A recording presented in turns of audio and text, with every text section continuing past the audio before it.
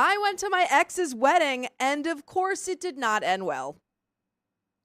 That's why would you do that? My ex-girlfriend invited me to her wedding. It was unexpected, but I accepted. Why? The invitation said the people who were allowed to bring a +1 were married or engaged couples. I was not engaged or married, so I went alone. I feel like she set that up. I feel like she knew that was going to happen. That's silly, Dad. I managed to couple up with another single guy at the wedding and stayed with him throughout the ceremony to avoid looking like I didn't belong. Whoa, this is a guy invited his ex-girlfriend to his wedding. I think this is a girl invited his ex or her ex-boyfriend. Oh, okay. I think so. Okay. The two of us got separated at the reception because we were allocated to different tables. By the way, this comes from Dude, Where's My Cute Car? And if you want to submit your own stories, go to the r/OKStorytime subreddit. I'm Sophia. Oh, I'm Mateen. My name is Mateen Stewart. And I'm Carly, and our guest today, Mateen, is a Pasadena/LA-based stand-up comedian and host whose credits include Funny or Die, Comics Unleashed on CBS, Jimmy Kimmel, other HBO projects, and an upcoming Peacock feature. Ooh. He also co-hosted a comedy history podcast with British Schmidt, hilariously unpacking why certain historical figures were total scumbags. With over 200 weddings under his belt as an officiant and DJ, and previously working in education at a sleepaway camp for 13 years, a counselor and musical theater director, tons of camp and school stories. Please welcome our guest, Mateen. Thank you for What's up? It's like us. y'all know me, man. Y'all get some research on me. Everything about you. Jesus Christ, they know everything about me, man. I don't know what's going on. Mateen is going to help us read some stories, give some advice. Yes. Tell some jokes. Good advice, hopefully. Yeah. Like not going to your ex's wedding. That's still, why would you do that? My ex-girlfriend, she got married like 2 weeks ago. Yeah. And I cried. I was very sad. Yeah, at home, not at her wedding. Yeah, I cried because I wanted her to die alone. Oh. And she didn't do it. But no, I would never go. I would never go. No, it's insane. Are you friends with any exes? I only have one, and no. Okay. I am not. I am not friends with my ex. You shouldn't be friends with your ex. Yeah. He tried, and I said, stop. He tried? Yeah. That's because he still wanted to have he wanted to have spicy sleep with you still. Yeah, I said, please stop. My table only had single people. As we got to know one another, we realized we had one specific thing in common. We were all exes of the bride. No, wow, she's a monster. Oh my God. We need to find this monster. Who is this monster? Who is this? She's crazy. This is like a Black Mirror episode. Yeah, all of my exes at my wedding. I've gathered you all here today. And it turns into the Hunger Games. Yeah. Or really bad rom-com. Oh, it turns into, actually, there is no groom. It's just all of her exes, and she says, you all get one shot. To marry me. Yeah. Yeah. It was a little weird, but we made a joke of it because we assumed that was the point of us being there. Fast forward to the speeches. When it was the bride's turn to speak, she asked all of her exes to stand up, which we did. She did this for a bit. This is all for her bit. Yep. She's like, I planned this for years, and it's going to go so well. She informed the audience that we were the people she dated and disappointed over the years before she discovered the love of her life, a.k.a. her husband. Okay. She wanted us to know how grateful she was to have been with all of us, but then she locked eyes with me and said, maybe not all of us. She said my name and asked me to wave at everyone. I waved like an idiot. She warned all the women at the wedding to watch out for me because I literally peed on her. Huh? What? Like not in a not fun way? Did you though? Did you? Like, is it a real fact? Yeah. I mean, there's fun ways to do that. I mean, it's a people like it. People like what they like. But that she did that. That wasn't fun. She didn't like that. No, She did not like it. I guess not. The husband stood up at that moment and covered the microphone with his hand while he whispered something to his wife that made her look confused as F. The bride sat down without saying anything else. The husband made an awkward joke about his wife having too much champagne and instructed us to please take our seats. As if that wasn't fully planned. That was, did she have too much champagne for the last 6 months of planning it? She's been having too much champagne. Why would he even agree to have this happen? I don't know. I don't think the husband must. He had to have known. Listen, there's so much that goes into planning a wedding that there's no surprises. and a wedding where you really have to pay attention to who you invite, because sometimes it costs like up to $200 per person. But do you think that he was the type of husband who was like, oh, I don't want to know anything about the planning. You've got this. No, I don't think. Yeah. Because for a bit to go this far, like she had to have told him. Yeah. This is not because if this was a surprise, I would have been like, yo, I'm getting a divorce tomorrow. I would have stopped her earlier too. You're gonna bring all these dudes that's been inside of you to a wedding. And then also calling them out too. Weird. The DJ intervened and asked if any of the groom's exes were also in the house. Oh, that's a good, all right, great DJ, whoever that DJ was. Which actually made the audience laugh. The music played and everyone pretended none of that just happened.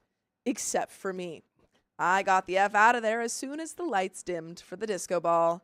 And we've got an update, but what are your thoughts on this? So this is, this is very, I hate to say this, but this is whoever this bride is, she's a narcissist. Oh, absolutely. I know a wedding day is always for women. That's just how the world, which is weird to me because weddings were essentially to sell women to their husbands. Yeah. But women love weddings. Yeah. Because there's no man that's like, oh, I can't wait till I get married on my wedding day. But this is like what she planned to do. And for her husband to agree to this, I don't think it's going to last long. It's not. I don't know. It doesn't seem like he was super happy about the speech, so. But to put them at the same table, that's well orchestrated. Yeah, yeah, because you do have to plan all the seating arrangements. Yeah, you have to. You gotta, and it's like musical chairs. This person's here. This person hasn't talked to this person in a while. Yeah, this person used to be in a relationship with. It's just. This was just bad for business. Oh, so bad. Such a bad. Have you ever had? Because you said you were a DJ, or we said you were a DJ. I do. I DJ and I officiate weddings. Yeah. Have you ever had anything this crazy? Yes, I did a wedding once where I'm not gonna say any names, but it was two women. Yeah. And that's not the crazy part. Oh my God, marriage. Yeah. So they used to be sister-in-laws. Oh wow. Yeah. Okay. So this woman had an affair with her brother's wife. Oh dang. Yeah. And was the brother there? No, it was just them. It was just them. None of the family kind of disowned them. Wow. But that was like one of the craziest like weddings I've done. How did you find that out? Because I was like, "How'd you guys meet?" And she was like, and she made a face, and I was like, "What's the face?" And she was like, "You want to know?" I go, "Yeah, you made a face. I gotta know." And she goes, "Well, she was my brother's ex-wife." Dang. And it wasn't like they got a divorce. And then she married. No, they got a divorce because and they both weren't lesbians. Yeah. I mean, they aren't. I mean, obviously. Yeah, but they weren't out at the time or something. But I guess they just like had a moment where like they found a connection, and they did not wait. And they decided that they weren't. So that's pretty crazy. She left her husband to marry her brother's wife. Dang. That's crazy. That is insane. Wow.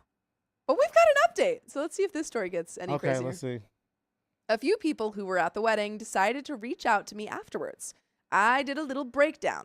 Random person 1.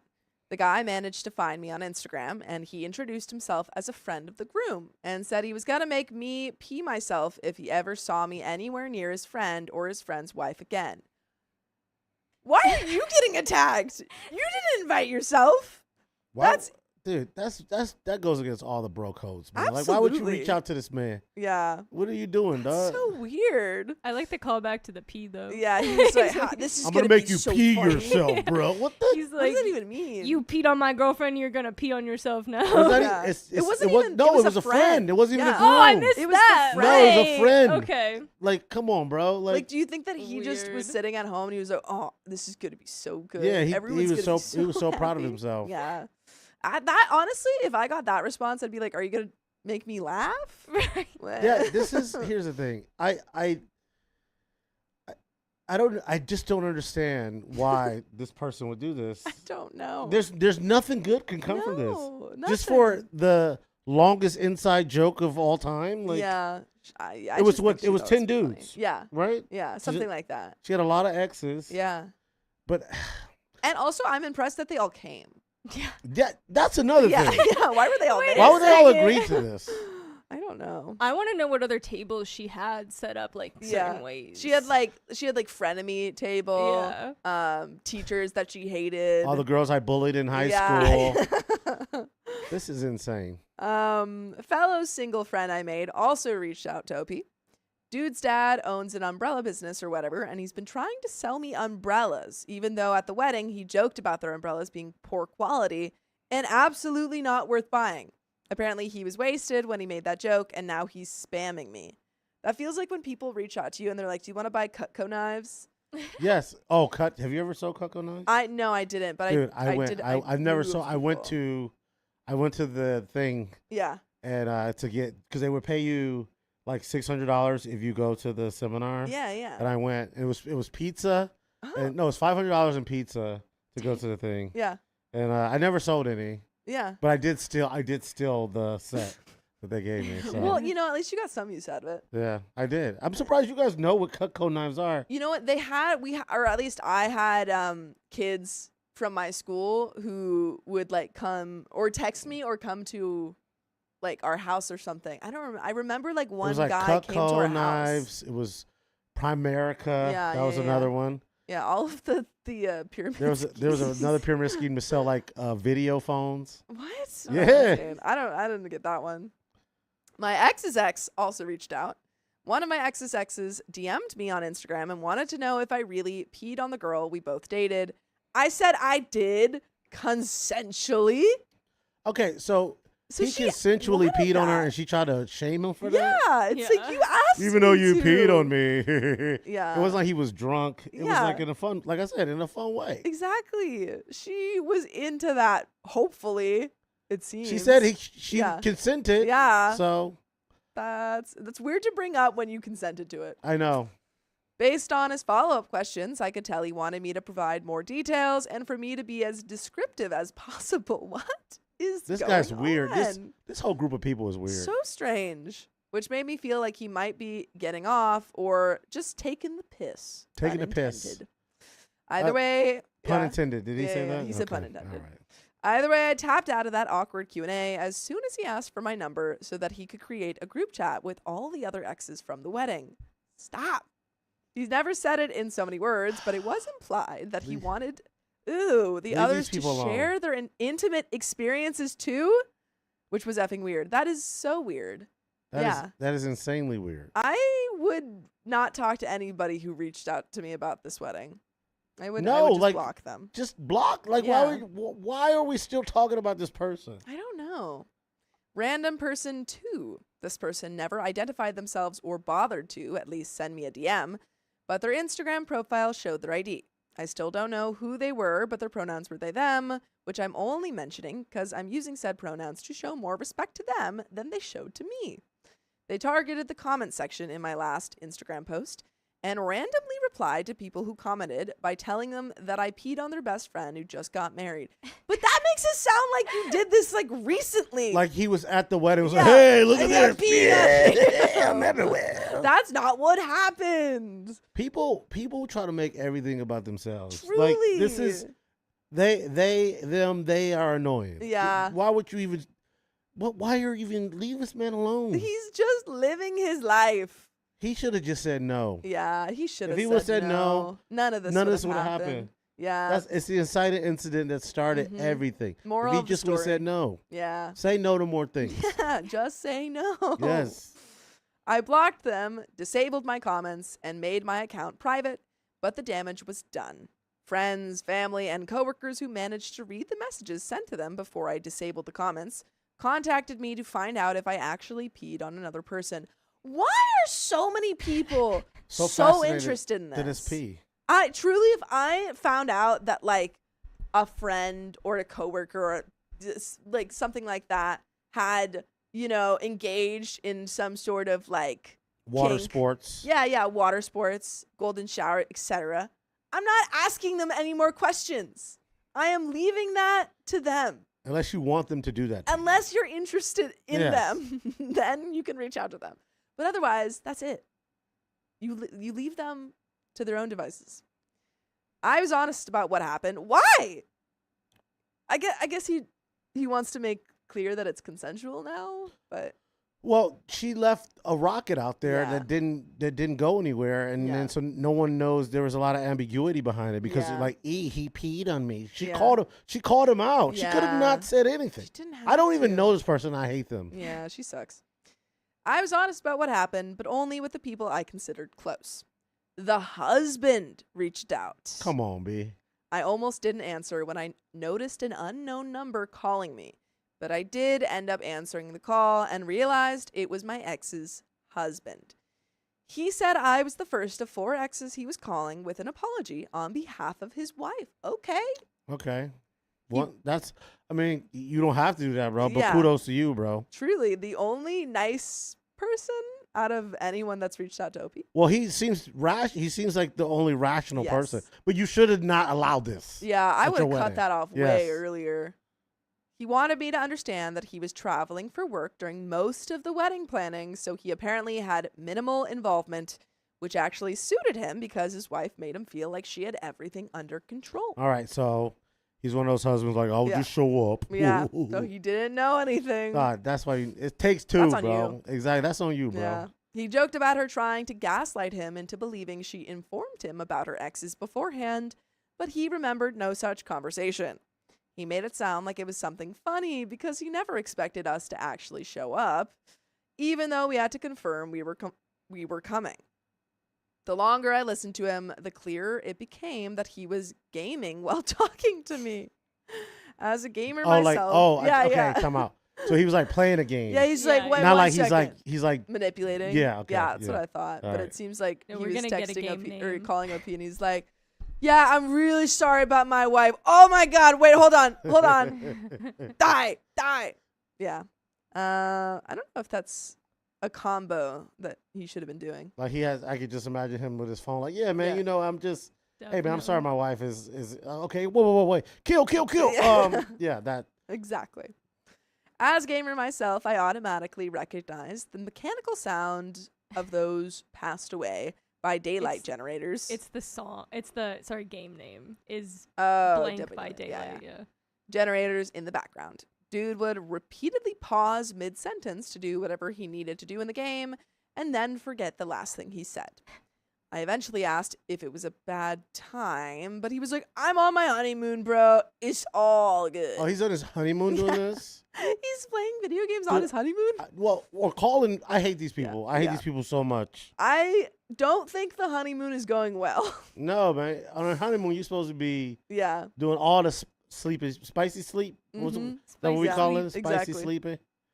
I said I was sorry if my presence at the wedding made anyone uncomfortable. The husband said he appreciated my apology and, playfully or not playfully, encouraged me to avoid going to weddings of people I've peed on.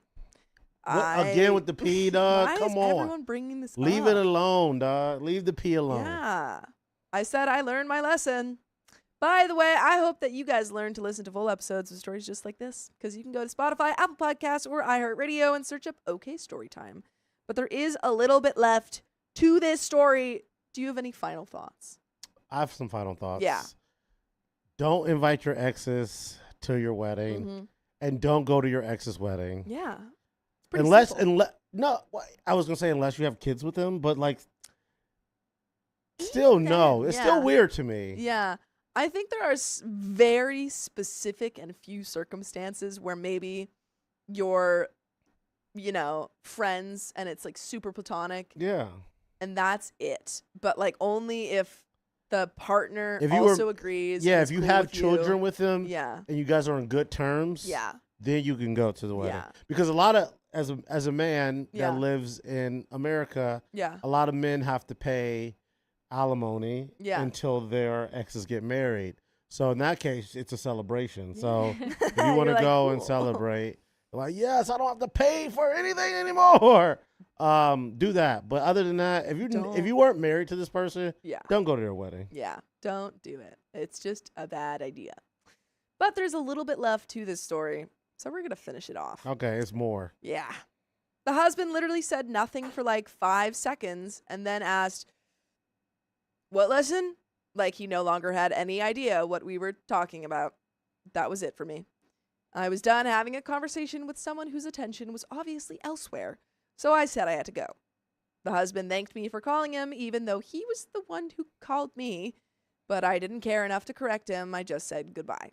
All of the above happened during the week. Thankfully, it's been radio silence since Thursday, with the exception of the umbrella dude, so hopefully that means everyone else has moved on. Yeah, people find new things to worry about. But that's the end of that story. I'm mad that we had to listen. I'm mad that any of that happened. This is ridiculous. Yeah. That was pretty easily avoidable, but he didn't. Because one thing started everything. You could have just been like, ha, I'm not going. I'm not going to go to your wedding. Yeah. I don't care how much you want me to be there. Yeah. I mean, did you even like her? I don't know. I guess you must have a little bit.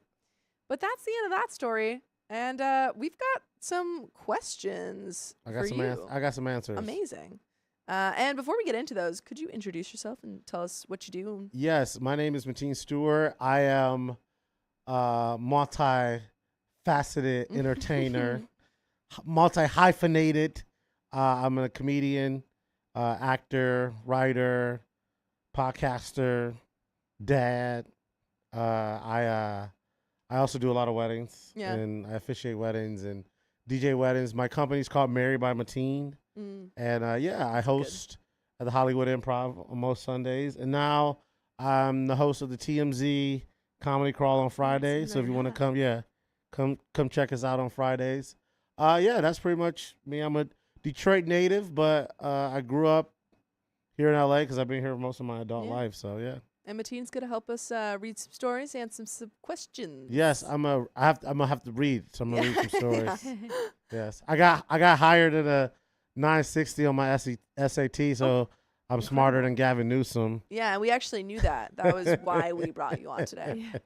But we got some questions we're gonna ask. All right, I got some answers. So first one, as someone who's officiated hundreds of weddings, what is the saddest wedding you have officiated?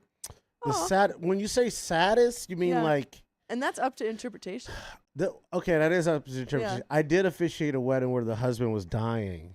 So yeah, it was an older... That is so sad. It was during the pandemic too, but he wasn't dying of COVID. Yeah. But they were an older couple. They were like together forever. They never decided they wanted to get married. Yeah. And I went down to their house before, and he was having a surgery that could have saved his life, but the chances of it working was very slim. Yeah. I went down to their house, and so I married him in the house before he went to do it. So yeah. I mean, it was sad, but it was also beautiful. Yeah. I've married couples that you knew it wasn't gonna work. Yeah. But that was like a moment where I was like, oh wow, there was a moment where like he couldn't make it. Yeah. But they wanted to make sure that they were legally married. Yeah. For anything. So.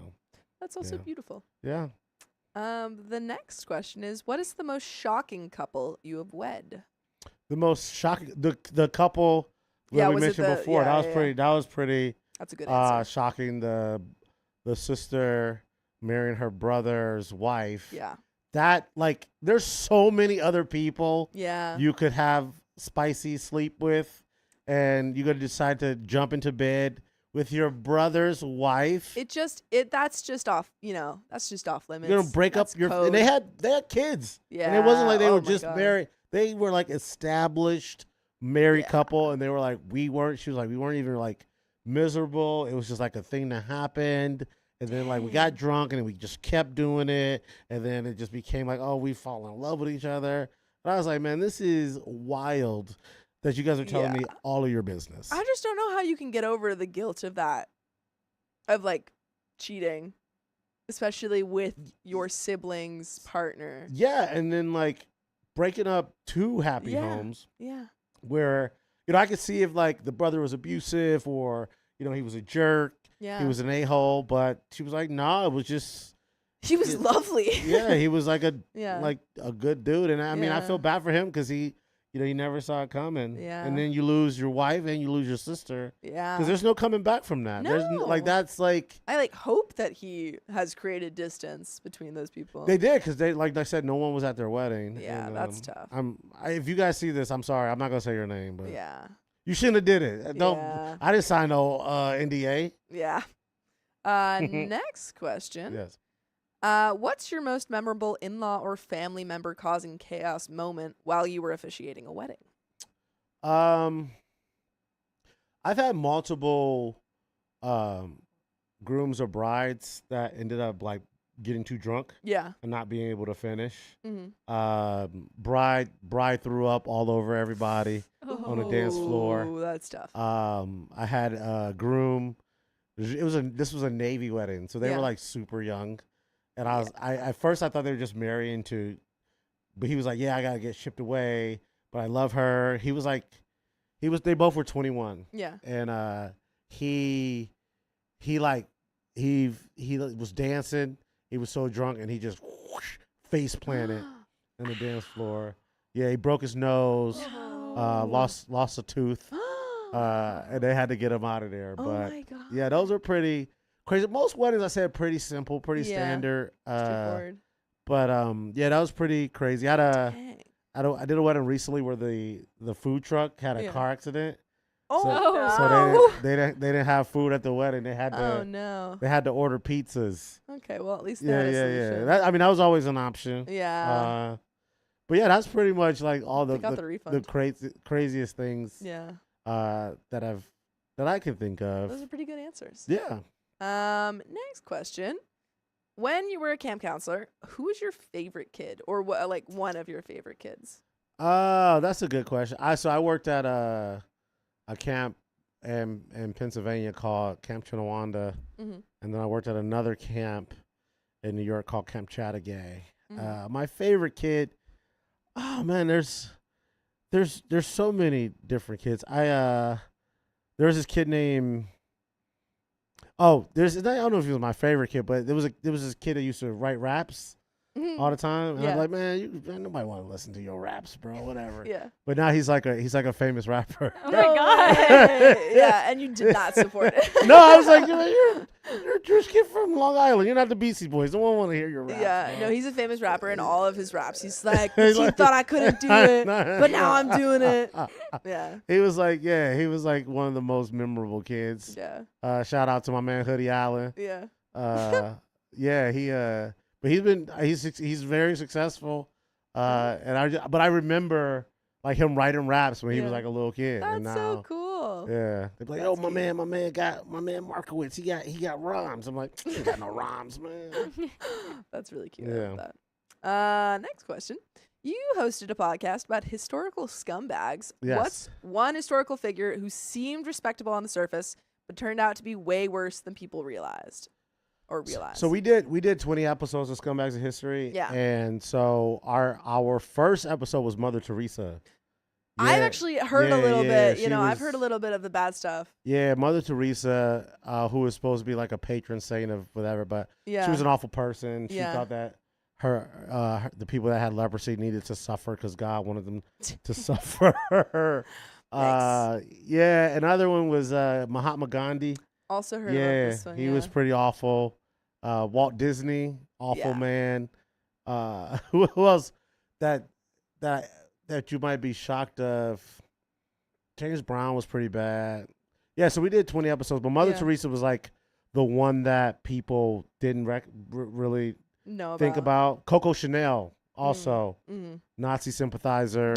Yikes. Yeah, she used to have spicy sleep with some soldiers. Yeah. And she'd be like, "Oh, what else? I'm an old woman. What else do you expect for me to do?" Not that. That was her excuse. That's crazy. And feels like the Prince Andrew excuse. She's very lucky because back in the day, like if you were a sympathizer with that regime and they caught you as a woman, they would carve the sign in your head.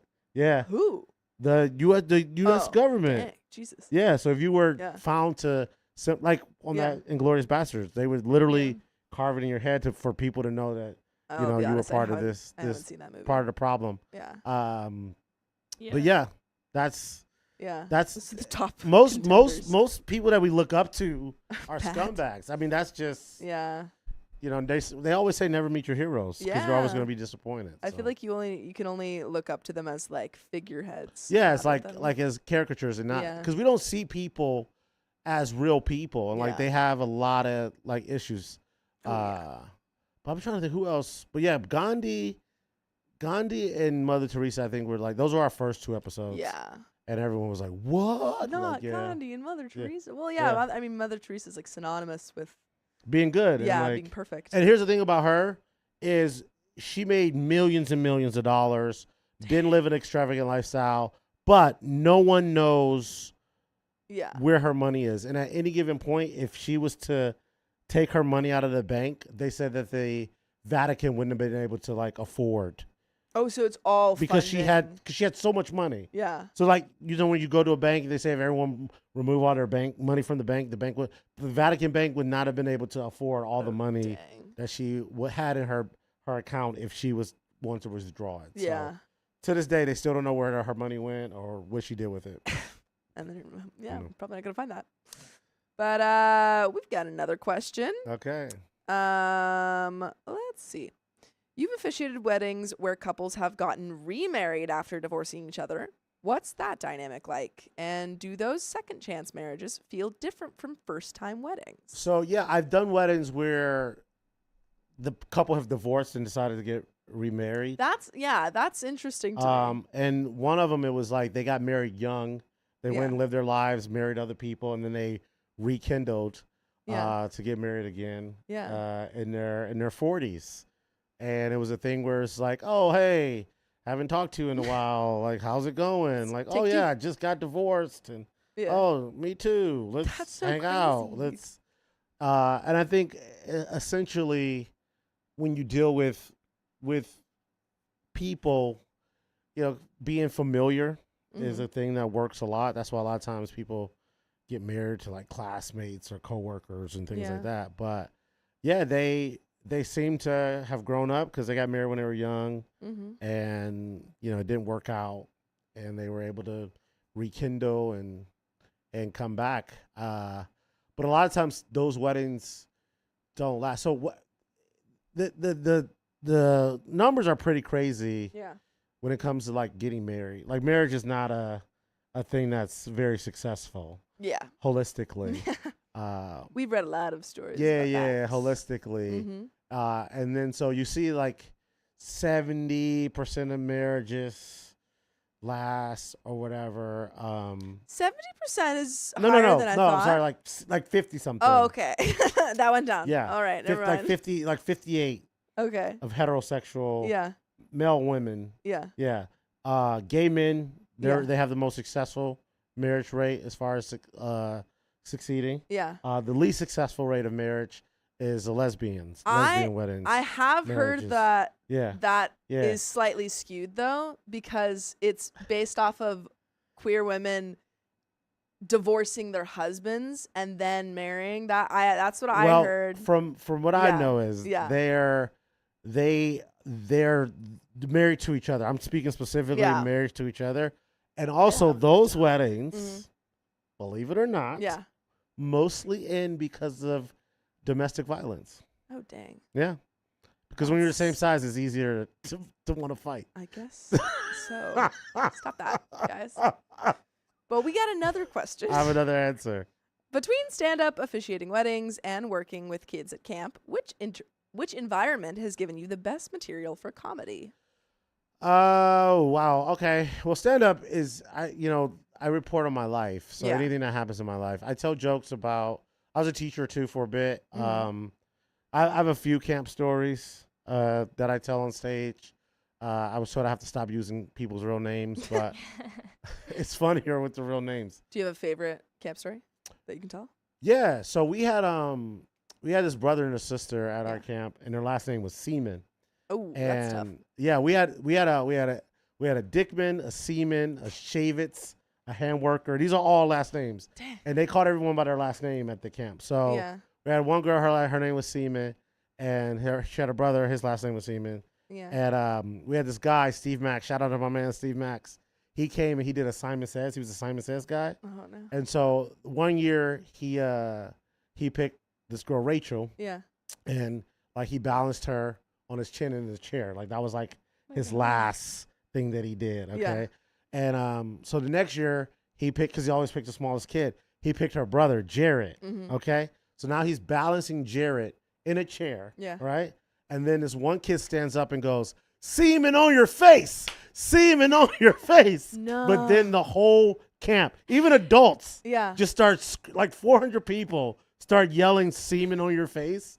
And it was the funniest thing because this guy got so frustrated because he didn't know what was going on. Yeah. And then he ends up like wobbling and ends up like dropping the kid. No. Almost. Yeah. Oh my God. Yeah. Dang, that is really funny. Though. Yeah. Yeah. I mean, what are you going to do there? So yeah, I reconnected with him a few years ago. We were working The on chair guy? Yeah, on a TV yeah, show yeah. together. And Yeah. they were like, hey, we're bringing in this Simon Says guy. I was like, I know him. They're like, what? I go, yeah. He had semen on his face. I know. Yeah.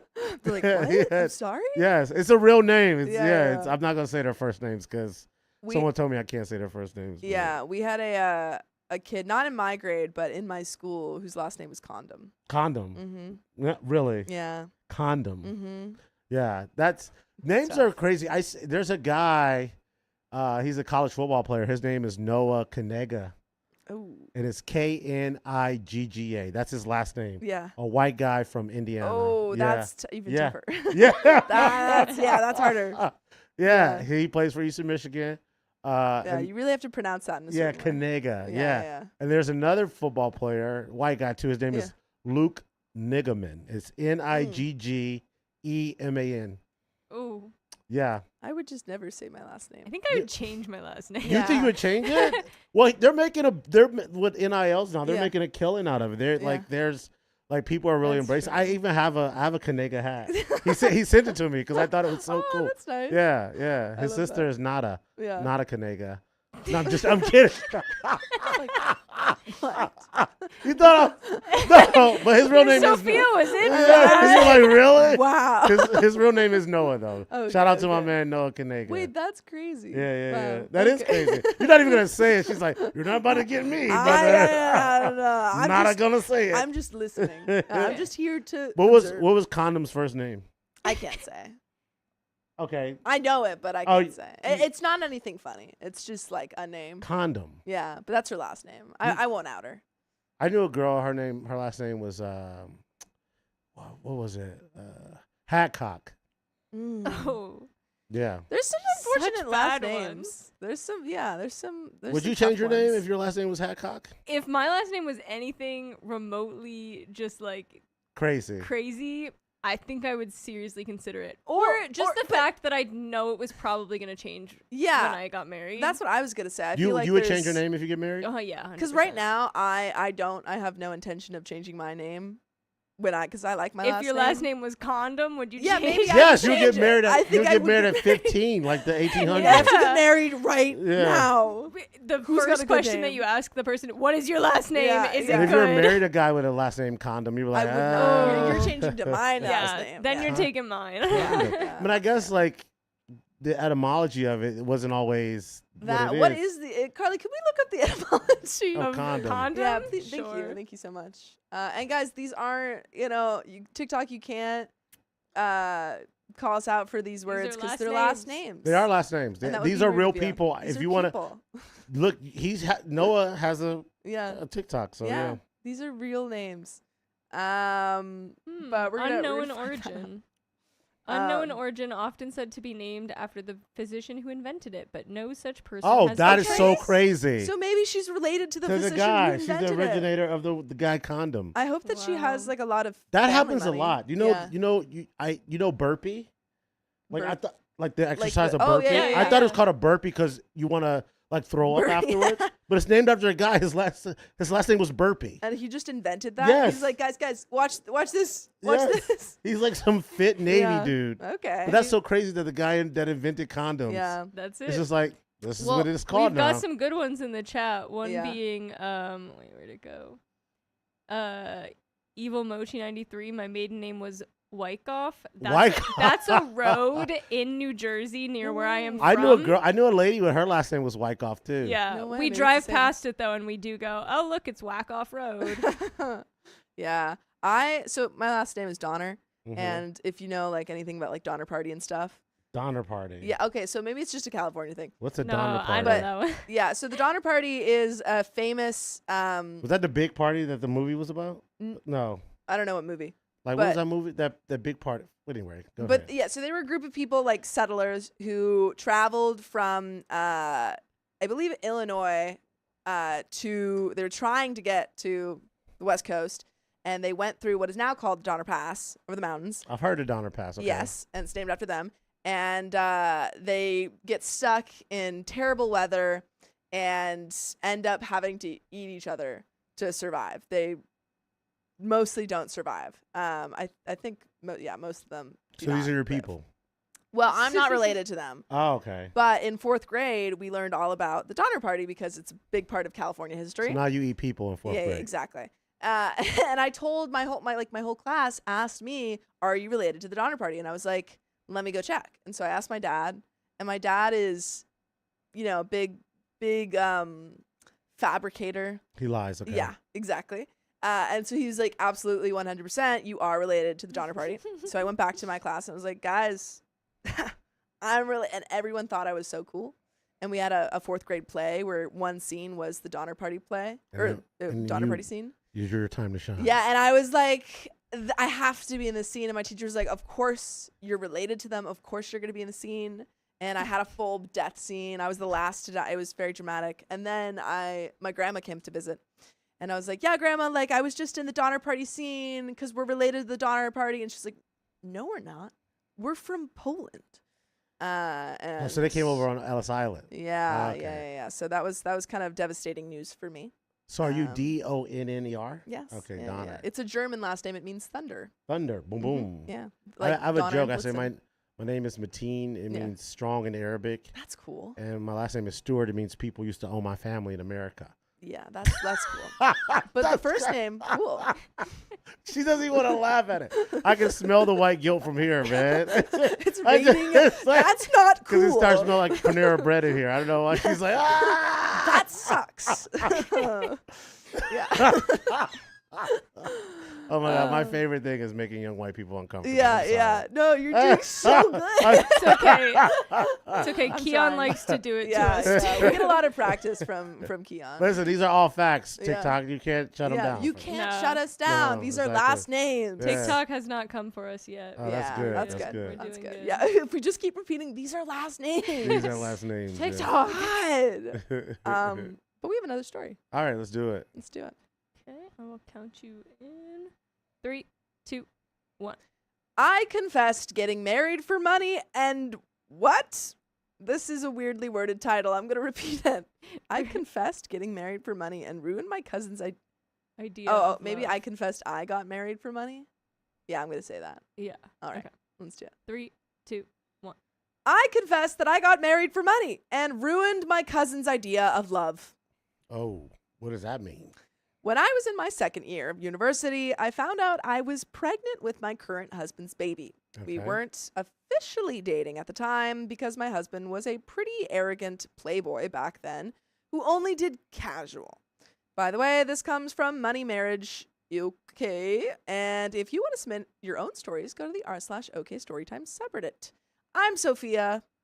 I'm Mateen. And I'm Carly. And Mateen, could you introduce yourself for any newcomers? My name is Mateen Stewart, comedian Mateen Stewart. That's all you need to know. That's all you need to know. And Mateen's going to help us read some stories. and Yes. say some jokes. OP says, after the initial shock and discussions on if I would keep the baby, my husband and his family were very insistent we got married since they're strong believers in a 2-parent household and also... That never works. Yeah. I don't That know it's if called a it does. shotgun wedding. Yeah. Did you know that? Yes. Yeah, okay. Yeah, and we've read a lot of stories where that happens, and it doesn't usually work. Doesn't.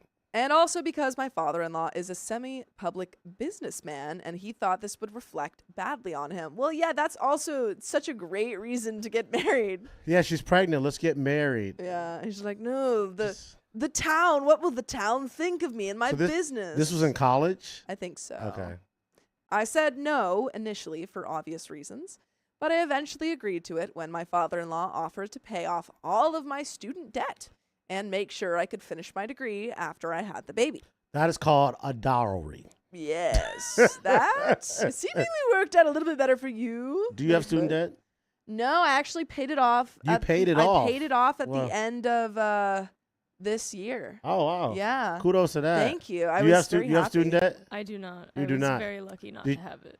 Your parents paid? Yes. Yeah. Yeah. Lucky. I was very lucky. Yeah. My parents helped pay, and then I had a bunch of loans. But I went to an in-state school, so okay. it was a little bit cheaper. I got a scholarship. Nice. Yeah, Bill Cosby paid for me to go to college. Hey, shout out Temple, unfortunately. I know. Yeah. I hope it wasn't hush money to keep my mom quiet, but he did. Yeah. He did pay for me to go to school. That's the only good thing. I know. You guys are so. We have a brick outside of our like big center that we like graduate in and stuff. We have a brick because he was one of our. He's a big Temple guy. Still. He was and he also was my keynote speaker when I graduated. Yeah. It's a whole thing, and it's I'm like such you a walk connection to into this graduate, horrible- and it's to this like, horrible man. Yeah, here's his brick. Yeah. Oh man. I got a check from him every year? semester. Well, you know what? Honestly, of the things that he could be doing, Well, Yeah, it's that giving whole, you I'm not gonna money. say the Dave Chappelle Yeah. bit, Yeah. but go watch it. It's but he was an awful man, but Yeah. At he least paid he's for me. paying. I don't have student debts. yeah. Yeah. He could. Yeah. And I didn't get nobody pregnant, so we good. So there you go. He offered me a lot of other financial incentives, and we have a prenup, which will make sure I'll be okay if our marriage doesn't work out. Hopefully, I had a little hope. I mean, it sounds like a honestly. good deal. It sounds like a good deal. I mean, Yeah. My husband actually changed a lot after we got married. And after our daughter was born, we've been very happily married ever since. Honestly, of the ways that a shotgun wedding could go, I think the stories that we read, they have fallen apart because of money issues and because family has kind of dipped out. And so this seems... well, most marriages end because of financial hardware. A lot of people think it's infidelity, but it's really financial. Yeah. And I mean, for him to say, hey, I'm going to give you the money, I'll pay all your debt, and I'm going to give you a prenup to make sure you have money afterwards. Usually when people do a prenup, it's like, I'm going to give it a prenup because I don't want you to take my money. So, I mean, I would have a kid for this. That's Yeah. pretty ideal for Yeah. OP. Not many people know the real reason I got married so quickly in my family. Everyone thinks we were just really in love and moved fast. My younger cousin is 18, and she wants to drop out of university to marry her boyfriend of 2 years. Don't do that. Her parents are against this, but she keeps using me as an example of why it's a good idea. I heard this from my mom initially, and I wasn't going to get involved since we aren't that close, but it came up during a family Zoom party. And I said, actually, I got married for money. When she was talking about how my husband and I's love made things work out for us. And it would be the same for them. By the way, I hope that everything works out in your life and you listen to full episodes of stories just like this. Because you can go to Spotify, Apple Podcasts, or iHeartRadio and search up OK Storytime. But there's a little bit left to this story. Any other thoughts about OP's, I mean, announcement? This is like, it's not ideal, but it's ideal, if that makes sense. Yeah. It's not an ideal situation, but it's an ideal situation for the situation that she was placed upon. Yeah. And I mean, she pretty much hit like the golden ticket for this situation. Yeah. I mean, and it seems like they're still married. Mm-hmm. But yeah, for her cousin to be like, well, it worked for them. That never is a good excuse because every situation is different. And to get married at 18 might be the dumbest thing you could do. And also dropping out of college. Yeah. 18-year-olds should not get married. Because unless it's the 1800s. Or you have to make your last name not condom. You gotta make your last name condom. And like I always tell people, it's always all these rules for marriage were written centuries ago. And like, I'm gonna be with this person forever. It's easy to be with someone forever when you die of dysentery at 17. Yeah. So don't get married. I tell everybody, don't get married till you're in your 30s. Yeah, forever used to be a lot shorter. Yeah. That's kind of my 30s is kind of my belief. You're not 30. You guys. No, I'm 24. Okay. But like Dude, 30s don't get is. married. I'm thinking. I'm like that's what I want. Yeah. You want kids? Sorry. Do you want kids? I do. I want 2. 2. That's it. Okay. Yeah. No more, no less. I need them to have a friend, but it's 3. Whoa! What's wrong with the only children? They are weird. Are you an only child? I am an only child. They are weird. My daughter is an only child, but the thing about it is, you'll be the most resourceful person ever because you don't need anybody else to do anything. I also grew up with a lot of cousins and stuff, so That's I feel like I got the socialization of a sibling, but then like the dealing with it on my own of an only child. That's good. It's kind of best of both worlds. Yeah, I have a really good relationship with my brother, and so. It is just you two? Yeah, it's just us two. Okay. Right. Yeah, he's 4 years older. So. Did he beat you up a lot? No, Come on, brother. You're supposed to be beating.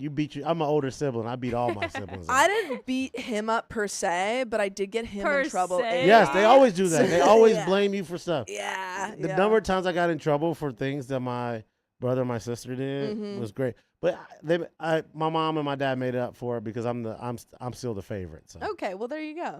Yeah. But OP continues. I received mixed reactions from my family. My cousin is devastated and said I ruined her idea of love and being in a relationship was pointless now. If that's all it took, then you shouldn't have married that person. If it was like, hey, I got married for money, like, oh, you ruined my idea of what I thought marriage was. Yeah.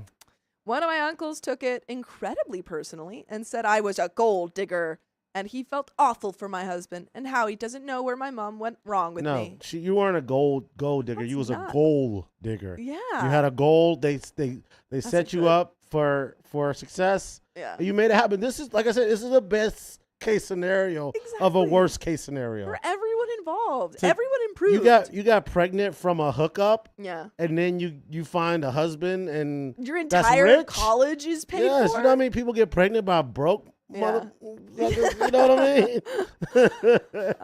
For context, my mom was a single mother, and seeing her struggle was part of the reason I agreed to get married.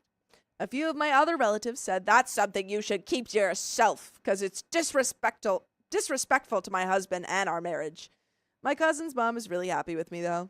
What do you guys think? Am I the a-hole?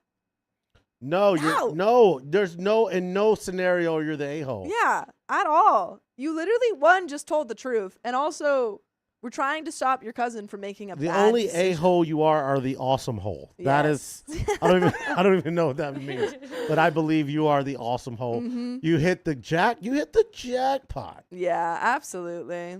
But that's the end of that story, so kudos to you, OP. It seems like you're doing well. Yeah, you're doing good. You got a husband. That's rich. Yeah. You kept the baby. You have generational wealth. That's great. But we got another story that we're gonna get into, and I'm gonna pull that up right now. Yeah, I'm just gonna check in about time. We are at about 50 minutes. Yeah. So if you want to jump to a shorter one, we can jump to S5. If you want to keep going with longer ones, though, Mateen, we can throw a long. I got like 40 minutes. Like 40? Yeah. Okay, perfect. So just S4 then, I think? Yeah, just S4 then. Cool. I should pull that up. Johnny OP says, not the a-hole, but a little oversharing. Sure. Did you see, where was it? What was it? Van Campanator said, Sophia had bunk beds, but Sam had to sleep in the office on a futon. It wasn't a futon, guys. It was a full bed. He did sleep in the office, and I did have a bunk bed. You had a bunk bed? I did have a bunk bed. I had a bunk bed, and I was only child for a long time. Yeah, I don't know why I had a bunk bed. My parents still have that bunk bed. Yeah, it was got like rid an of the bunk old bed. wooden one. It wasn't like the wire one. It was like an old wooden one. Yeah, that would last. It's gonna last forever. Yeah, ours was really cool. Did you guys share a room? No, that's the crazy thing. He slept in the office, you said. He slept in my mom's office. He had a bed and a curtain, and I slept in my own room in a bunk bed. I was going to say, did you have your own room, but you are an only child. I did have my own room. Oh, yeah, of course. I hope so. I mean, some people don't. That would be weird, yeah. I have my own room, and people were like, I was talking to my friends, and they're like, you had your own room? I'm like, yeah, I have my own floor, I think. Yeah. I had a whole floor. I did, yeah. Yeah. No, I had I had a lot of friends come over, and we would play like we would do bats, and we would hang upside down on the bunk bed. Oh, that sounds dangerous. Fun. Yeah, oh yeah, but it was fun. And you called it bats. Yeah. Or flying squirrels. I think that was the. Did you guys do a lot of sleepovers? Oh yeah, tons. Yes. Loved sleepovers. I don't think I wouldn't let my daughter do a sleepover. Why? There's too many weirdos out there. I've heard of that a lot more recently too. I tell her, she's 4. I'll be like, oh, you can have a sleepover. I'll pick you. I'll drop you off. and I'll come pick you up, and then I'll bring you back in the morning. But I don't think you're gonna sleep over anymore. Yeah, Keon wasn't allowed to have sleepovers. Yeah, we had a lot of sleepovers. Yeah, but we did some of the most horrible things to. If someone went to sleep first, we would do the most horrible things to them. I don't know if that's like a different like girl sleepover versus girls boys. do that too. Yeah, but I think that's just fine. Sophia's different. Like they put your bra in the freezer. What? And stuff Yes, like that. yes. What? Yeah, maybe You it's an never East heard of Coast that? thing. We did You that. yeah, like no. they would. Yeah, You then we buy like. the bra, Sleepovers you were so put it in the tame. freezer. It's cold. Then the we next like morning. the It's a guy. joke. Then you'll take a warm cup of water and put the person's hand in it. I think we tried that once, but that didn't work. Or you take a shaving cream, you put it in their hand. And That's a tickle classic. tickle their nose. Yeah. Honestly, I don't think we were pulling many pranks. And I was always the first to go to sleep because I hated staying up late. And to my knowledge, no pranks were pulled on me. I hated sleepovers because I was a bedwetter. So I was like, I'd be like, don't do it, don't. And you'd be like, oh my god. when I was 12, before that was perfectly fine with sleepovers. But then at 12, I had like this massive bout of anxiety for the whole year, and I stopped being able to go to sleepovers. Yeah. But I would try. Was it brought on by puberty? I don't know. I don't know what the reason was. I just like, I think I got sick at one of the sleepovers. So you had and then sleepover anxiety, not yes, life anxiety. No, I have that too. Okay. But specifically sleepover. All y'all young people are so stressed out, man. It's so funny to me. Not funny, but like they be making y'all worry. Y'all good, dog. Y'all living the best of times. I know. Well, after that year, it was good. It was but for a good, year, okay. my mom had to like come at 1 a.m. and pick me up. And, Oh, you were one of those. Yeah. I was like, Mom, I can't sleep. Oh, because you just couldn't sleep. I just couldn't sleep. Yeah. I would just be like up for hours, like crying. I'm good now though. She's good now. Guys, I'm good. okay. I'm good now. Yeah. She's not. She has no more anxiety. I sleep through the night. Yeah. But we got another story. Okay. I feel like I'm in therapy right now. Yeah. Why do you think you were wedding this time? This is what the wide camera's for. Why do you feel that way? Today. Okay, June. This is very therapy-like. Yeah, we got a whole couch. Yeah. All right. Okay. 3, 2, 1. I organized a cruise and forgot the most. I didn't say the whole thing. One more time. 3, My bad. 2, 1. I organized a cruise wedding and forgot the most important part. Okay, let's hear this. I used to work as an event manager on a large cruise vessel. The managing staff was Italian, save for a few, and I was one of those exceptions. The official language on board was English, but the real official language on board was Italian, and I did not speak a single word. That's tough. Miscommunications were part of everyday life. By the way, this comes from Tipsy Traveler, and if you want to submit your own stories, go to the r/OK Storytime subreddit. I'm Sophia. And I'm Mateen. I'm Carly. And could you introduce yourself for us? My name is Mateen Stewart, comedian, actor, podcaster, wedding officiant, DJ. I have so many titles, but you know who I am. Mm-hmm. And Mateen's going to help us read some stories and tell a couple jokes, all that. And OP says, one of my responsibilities was the coordination of weddings on board. We had several private venues which could be used for a ceremony, but some couples preferred the public reception area. It had a fountain and 2 beautiful shimmery staircases that went down from deck 7 to deck 5. The open balconies on decks 6 and 7 allowed the other 3,000 guests to join in on the festivities, making it a real party. We'd have 1 junior officer escort the bride down the stairs, and 1 ordained senior officer perform the ceremony. Have you been on a cruise before? No, actually. No, me either. I don't do large boats. I don't know if I would be into cruises. They seem Carly, pretty have you done a contained. cruise? No, I was weirdly obsessed with the Titanic as a kid, and I think that ruined the idea of a cruise. The Titanic, the boat, or the Titanic, the story? The boat. The boat. I was obsessed with the boat too. Yeah. Do you believe in all the conspiracy theories? There's conspiracy Some of theory? the Olympia one, yes. What Olympia one? That I the don't know boats what were it is. switched and They were it was switched. sunk for insurance And purposes. then, yeah, all the big money people were on the Titanic, Yeah. and J.P. Morgan, all his competitors were on the boat, so he became. That's Yeah. crazy. The So richest the person. Olympia is like a really good boat? Did that last? Well, so the Titanic's actually the one that survived, and the Olympia they called the Titanic and Oh. shipped it out, and they Yeah, sunk it it was- because it had problems. Because it had problems. So Okay. it was a big tax write-off, like an insurance fraud. Oh, dang. Which most tragedies that we know in the world has been that. But I'm not gonna talk about conspiracy thing. We were talking We need Riley on here. We were talking about boats, but the Titanic compared to our cruise ships now, the Titanic is very tiny. Yeah, but they're just so massive. They give me anxiety because I'm like, I feel that. I think, and especially because of COVID and all those people that got stuck on it. Oh my God. Yeah, I was almost stuck on one. The story of them all getting stuck and then they were like out there for, my friends finally convinced me and it was lining up with my college spring break and I was like, okay, fine, let's do it. And we almost booked it and then we heard some rumors and we were like, maybe let's not. People are getting sick. We would have been stuck. Yeah. During COVID time. We would have been the ones on the ship that were stuck. That's terrifying. Yeah, I don't know if it's for me. It's not for me either. But OP continues, it goes without saying that couples who chose the reception area for their special day had often spent a fair amount on the wedding dress and wanted to be seen. This story is about one of those couples. Feels like longer. So this is a mass wedding on a boat. I think so. Yeah, yeah. A wedding cruise. Okay. Yeah. It's one of those cruises where hundreds of couples get married on a boat. Oh, is that a thing? Yeah. That's what this is. Yeah. Yeah. Okay, I don't love that.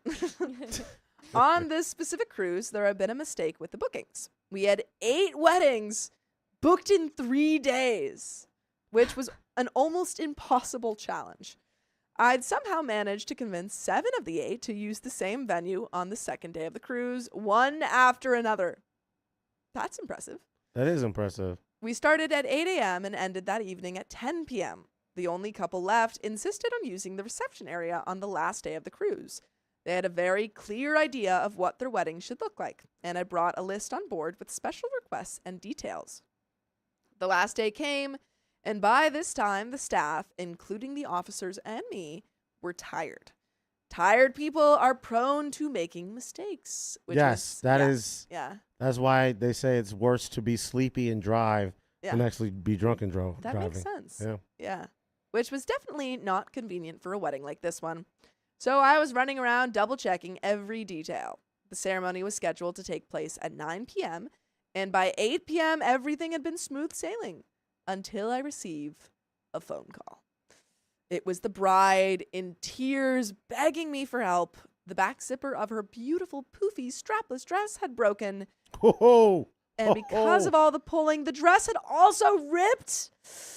This is yikes. Nightmare scenario. Yeah, that is. But that you is should have pretty bad. You should have a backup. A backup wedding dress? Well, I've learned this that after all the weddings. Yeah. But so my sister got married early on in her life, which she probably shouldn't have done. So kudos to her for being divorced from that scumbag. Yeah. But anyway, we partied in Chicago the night before her wedding. And then she told we were driving back to Detroit. Yeah. They left a little late, but she told the wedding dress people that she was on her way to pick up the dress, right? When she got to the place to pick up her dress, they had locked the door and no one was there. No. So the day before her wedding, she did not have a wedding dress. No. And so they were scrambling around and looking for all kinds of things and they couldn't do anything. But lo and behold, my mother still had her wedding dress. Oh. And she had dry cleaned it maybe a month prior because she had found it in storage and it was clean and my sister fit it like a glove. That's so lovely. Yeah. What a lovely alternative. Yeah. And then the people, because the thing about it is she called the people and was like, I'm on my way there. And they said They said yes. They could have left it outside. Yeah. They could have threw it in the trash. Yeah. And then they didn't want to give her $2,500 back. That's messed up. Yeah. That's messed up. But in this scenario, there is no wedding shop that you can go to. You're trapped. But at that point, what do you do? I don't know. You make it a casual wedding. There was a gigantic hole in the area of her derriere. Her booty. I grabbed 2 tiny emergency sewing kits and some duct tape and ran to the rescue. Me and the mother of the bride put the beautiful but sizable bride face forward onto the bed. Beautiful but sizable. She's just trying to say the bride is a big girl. I think so. That's beautiful but sizable. Why do you gotta put oh, she was beautiful. Yeah. But beautiful but sizable. Yeah. Like, why is that is so disrespectful. That's so weird. That's worse than just saying she was a big girl. Yeah. Beautiful but sizable. She usually it's is sizable but beautiful. Yeah. Because people always say that. Like, don't stop telling people they're beautiful for a big girl or you're beautiful for a tiny person. We don't need to add any other but yes, Selena Jackson, but sizable is crazy. It's crazy. It is insane to say that. She's getting married. Stop bullying her. And as her mother was holding the dress together, I sewed it shut, trapping the bride into her dress. With her big ass. Like, what the fuck? Hey, come on, bro. We secured it with some duct tape. That's crazy, but okay. Decorated the veil over it, and voila, disaster averted. Never in my life have I seen a bride more happy and grateful. By the time we'd finish, I only had 10 minutes left to get to the venue, check everything, and provide both the staff and the guests with instructions. I stormed off and ran into the junior officer, Lorenzo, who was on his way to escort the bride. In my best Italian English, I warned him... Oh, wait, one second. Oh no, it went away! It was too Italian for... It's too Italian. For our... for your translator. Oh, there it is. In my best Italian... Oh, dang it. It's doing the thing. No! Okay. Sizable is not referring to the size of the dress. No. Because she said the beautiful but sizable bride. Yeah, no. It was specific to the bride. Stop making excuses. Yeah, this is on OP. Okay. All right, 1 second. Good. There we go. In my best Italian English, I warned him, Lorenzo, hey, listen, the dress is rota, broken. So when you escort the bride, please walk slowly, okay? Here's the thing, right? You could have done you could do that because of Italian, but if she was like, in my best Chinese accent, you would have not touched that. Done it. You would have. You're right. You would have. I wouldn't have done it. Yeah. It's okay to be like. I'm honest. Emphasize. I wouldn't have done it. I would do Italian. I would do French. That's about it. Maybe German. Yeah, oh no, I English do German. Accent. Yeah, I love it English. I love German it Scottish. In my beautiful Indian accent, I would have been like, I would have done it. I would have. You would like, Mateen, take this bullet right here. I just like that he was like, I know what will help. I can't speak Italian. But if I throw the accent But do you guys on do there, that though? I do that so much at restaurants. I gotta stop. You lock into the accent? I lock into the accent. Yeah. And it's so funny. Specifically an Italian restaurant? No. If I be like, when I go to certain restaurants, and they have an affect, if it's Thai, if it's Chinese, I find myself talking in an accent. Do they acknowledge it, or they're just like, no, they don't. But like, I think they get it a lot. And also, I don't know if do you guys speak any other languages? No, I wish. I don't either. But whenever I'm somewhere else, I always speak Spanish. I was in Japan and they were like doing something and I was like gracias, but because I was like that's like my default language and I don't understand why that is, but I do it all the time. I grew up learning, or not grew up, but like when I was at school I learned Spanish, so I have like 7 years of Spanish under my belt that didn't stick. But when I was traveling around, like I did some backpacking in Europe, and every time I like switched a country, you have to like force yourself not to say the language that you kind of know. Yeah, because I mean in Europe it's so crazy because you can cross the street and it'll be something different. Truly, yeah. So we would be in Spain. I'm like, oh, I got a little bit, and then we go to I don't know, like Belgium, and I'm like, grass. Oh, that's not. It's so just cycle through. That's so crazy. It's so funny. I just had to point that out that we were doing the Italian accent because like. There's certain accents that we can't. People are like, no, we're not doing that. I'm just not confident enough. I guess I gotta try it out. I mean, my Italian accent is already pretty terrible. So, but I'm saying, no Italian person is gonna flag this for racism. Yeah, they're like, how dare you? I know. That was not Italian. If you're trying to do it, closest to an Italian person right now, I thought it was. Are hilarious. you offended? No one's gonna be offended. But if you were trying to do like, it was hilarious. If she said if they were a cruise in Hong Kong and you were like, trying to do, I wouldn't do it. But you know what is also crazy? We just got $100 donation. Yes, thank you. Whoever gave that. Whitney? Whitney, almost 80 minutes in, and $12.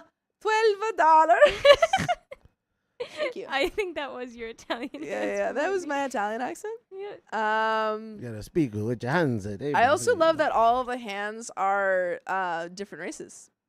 Appreciate that. Oh yeah, all the hands are different. Very inclusive hands. And he replied, Italians come in different colors, it's baby. True. Yeah. And I'm the Opie says, pasty va version. bene. And he replied, okay, va bene. And I put 2 thumbs up. I love that interaction. I also love that OP hasn't like learned any Italian being on a completely Italian cruise. And another thing, please wait until I phone you. Because we're not ready. Va bene. Va bene. I finally met with the wedding party, my face red and my armpits sweaty. I told the groom where to stand, bonded with the small child who was going to give the rings, and checked the setup. By this time, the other 3,000 guests had gathered on the 3 decks, looking out for the bride and waiting for the ceremony to start. So, wait, so when you're on a wedding cruise, is like you just watch all of the weddings? Anybody can do the wedding. That's so crazy. That's wow. I was in the middle of relaying instructions regarding. Something happened again. No, dang it. Well, wait. Okay. If it keeps doing this, I will switch us to. Yeah, for sure. For sure, Z's back. Cool. Celine Jackson says, yeah, like no Duolingo on breaks or something for OP. I would be working real hard on that. I was in the middle of relaying instructions regarding the music to the DJ when the crowd started cheering. The eyes of the DJ had widened and he pointed up to the staircase behind me. I turned around and there he was, Lorenzo, with the dressed bride on his arm, making typical brisk Italian hand movements that silently inquired why nothing was ready. Well, F. I urged the DJ to start playing the music, dragged the groom into place, picked up the kids with the ring, and dropped him next to me at the beginning of the wedding aisle. With 3,000 faces staring at us, Lorenzo started walking down the staircase slowly. At least he'd understood that part of my instructions. And when he handed the still-dressed bride to her soon-to-be husband, I let out a sigh of relief. Everything was okay.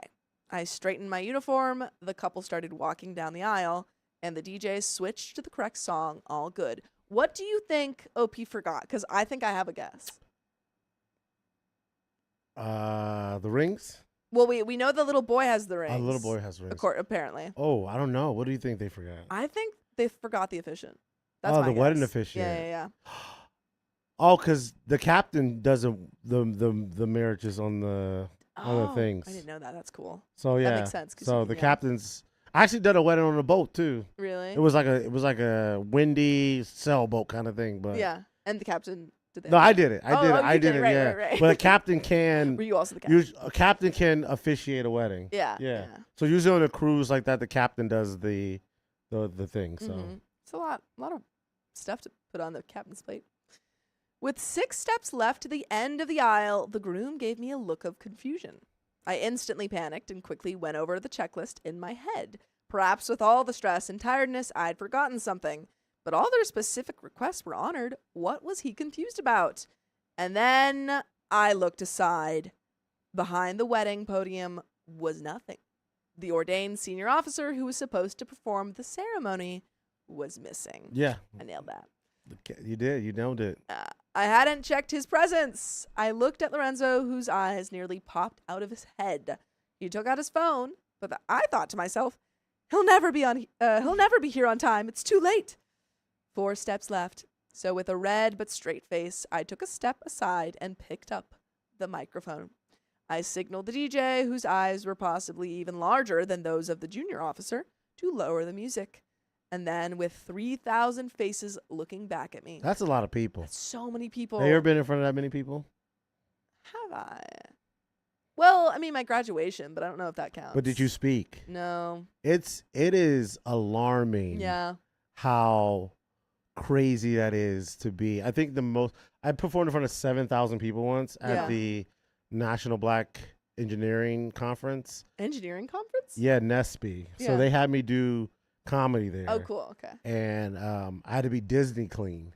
Yeah. And I was very nervous because I don't work clean. Yeah. But yeah, it was very like when you're in front of that many people, it's freaky. Yeah. It doesn't seem real. Yeah. Like you're not supposed to be doing that. It's funny because I'm pretty good. I mean, I've been performing all my life as like an actor, musical theater, all that stuff.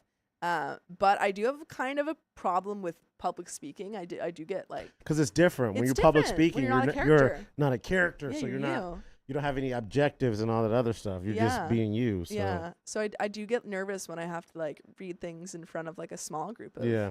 Yeah. This is easy. This is 3,000 people. I mean, 3,000 people is a lot of people. Yeah. Yeah. But OP begins.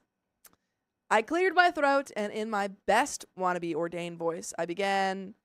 I wonder if they did this in an Italian accent too.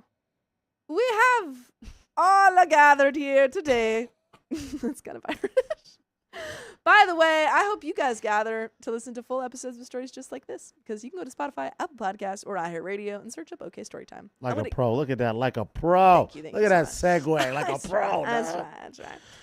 I'm going to continue OP's address.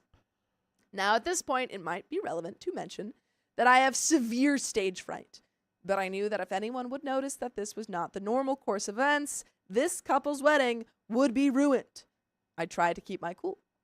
When I said, I, senior officer, pronounce you, all I could think was, I am in so much trouble. But my voice did not tremble when I pronounced them husband and wife, and they were so happy. Wait, so they're not husband and wife, though? Well, here's the thing. Because you're not official. No, so it doesn't matter who does the ceremony. Really? It all depends on who signs the wedding. So the ceremony is just happenstance. You're not married until you sign the marriage license. So anybody could do the marriage license. Yeah. I mean, the ordained have to sign the marriage license, but anybody could do the wedding. Oh, I did not know that. Yeah. It's good to know. Yeah. Of course, Opie continues. Afterwards, I had to report to the director. I could hear my own heartbeat and didn't know where to start. In my best Italian English, I made an attempt at an explanation. Capo, hey, something happened. I married the wedding couple. Are you even trying? No. It doesn't feel like this is even an attempt. I like no Google Translate, nothing. The director looked up from his desk and asked, Luciano was not there? Luciano was the senior officer. No. He continued, and the couple, happy, feliz, si, feliz. He paused for what felt like a small eternity before he said, va bene. I put my thumbs up. What does that mean? I think it means all good. All good. Well, they say also if you have bad, it's not bad luck. If bad things happen on your wedding, that means it's a good thing. Yeah. Yeah. It's gonna get better in the long run. If it starts bad, it can only go up from here. Mm-hmm. Yeah. Have you seen the movie About Time?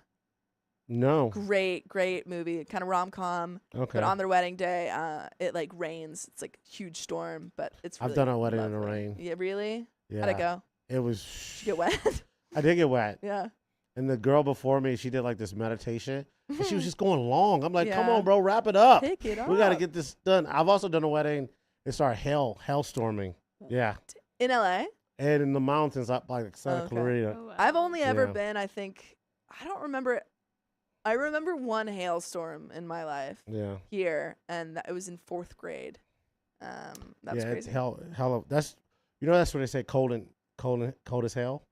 Yeah. It's because of hell. From hail. Oh, It's not not cold. no. Well, that wouldn't make sense, I guess. Yeah, Cold as so hell. cold. HAIL, not HELL. Dang, It makes way more sense. That does make more sense. We learned a lot. We learned about Titanic conspiracy. We learned about Bill Cosby. I have so many stories. Yeah. I saw somebody say, "Bring me back." Maybe I don't know. Please. We'll see. Yeah. Angela Connolly says rain's bad luck on the wedding day. Well, I've heard it's good luck. No, it it's worked good out. luck. It worked out in About Time. Great movie. If weather dictates how your wedding goes, that's on you, bro. Yeah. It's like in the movie Encanto. She has rain on her wedding. And we it don't works talk out. about Bruno. Yeah. But yeah. Do you want to jump to the last 5th one, which is I'm on the 5th one. I have like 10 minutes. Like 10 Okay. minutes? Okay. Yeah. These are super short, crazy camp I can do the experiences. 6th one. Camps. All right. Wait, do you want just this? do the 6th? Oh yeah, yeah. because Just a couple of the short. They're like a paragraph. Perfect. Nice. Yeah, we can. Little Knock baby out stories. like 2 or 3. So we're going to read some of the craziest summer camp experiences. Which this doesn't have a title, so we're just going to jump right in. Yeah. So this story comes from Avocado, I don't know if I can say that, D-Bag, who says, I went to church camp my entire childhood. When I was about 12, I went there and I got my period the first day. Ooh, that sucks. Yeah. I ran out of pads about the third day. That's also tough. Heavy Yeah. flow. At the time, I didn't know how to put in a tampon. My cabin mates tried to explain it to me. Was she a teenager? I think. Yeah, Hey, listen, teenagers 12. don't use tampons. They're tricky, man. They're toxic. They're tricky. Oh, also They're that. true. I was a little teenage girl and I could not figure it out. I don't know why they're telling teenagers to use tampons. They're so tricky, and then they make you think that like pads are so silly. I'm like, why? Yeah, my mom. Kudos to my mom, R.I.P. But she made sure that I knew all about that stuff. That's good. I used to have to go buy them for her. Mm-hmm. I called them mommy diapers. That's actually really cute. But I still couldn't do it. Naturally, another 12-year-old girl shoved a tampon into me. Midway through this process, our counselor walked in. It definitely looked like we were doing some exploring and was the most embarrassing thing that ever happened to me. Yeah, that's tough. But you know what? You're learning about your body, and that shouldn't be embarrassing. It is. I think men and women, well, boys and girls need to learn about. Because I didn't know what a tampon was because we didn't grow up with it in my house. Yeah. So I was like, ooh. What is this? Stick it up your nose we a little bit. at camp, she's the man. One time they threw a box of them, a bunch of tampons in the swimming pool. Yeah, they look like little tadpoles. Yeah, because they absorb the water. Yeah, so they're just like float. Yeah. Next story from Adidas 247, who says hockey camp. A bunch of guys invited me to go with them. No, I'm just kidding. Heated rivalry. Heated rivalry. Yeah. Yes. Have you watched any? No, I don't want to get turned on. Yeah, you wouldn't be able to stop. With them so a bunch of guys invited me to go with them to meet up with some girls going to a soccer camp on the same base. Had to climb out a window. Middle of the night. Sneaking roommate out. had already left. Got stuck in the window. If I moved forward, window got tighter around my waist. Moved backwards and window wouldn't budge. Waited for an hour before I decided to yell out for help. Yelled very softly at first, hoping someone in the rooms next to me would hear. As time passed, yelled a little louder until I was just kind of screaming, "Hey, look up here! I'm stuck in a window!" Oh, wow, that sucks. Yeah.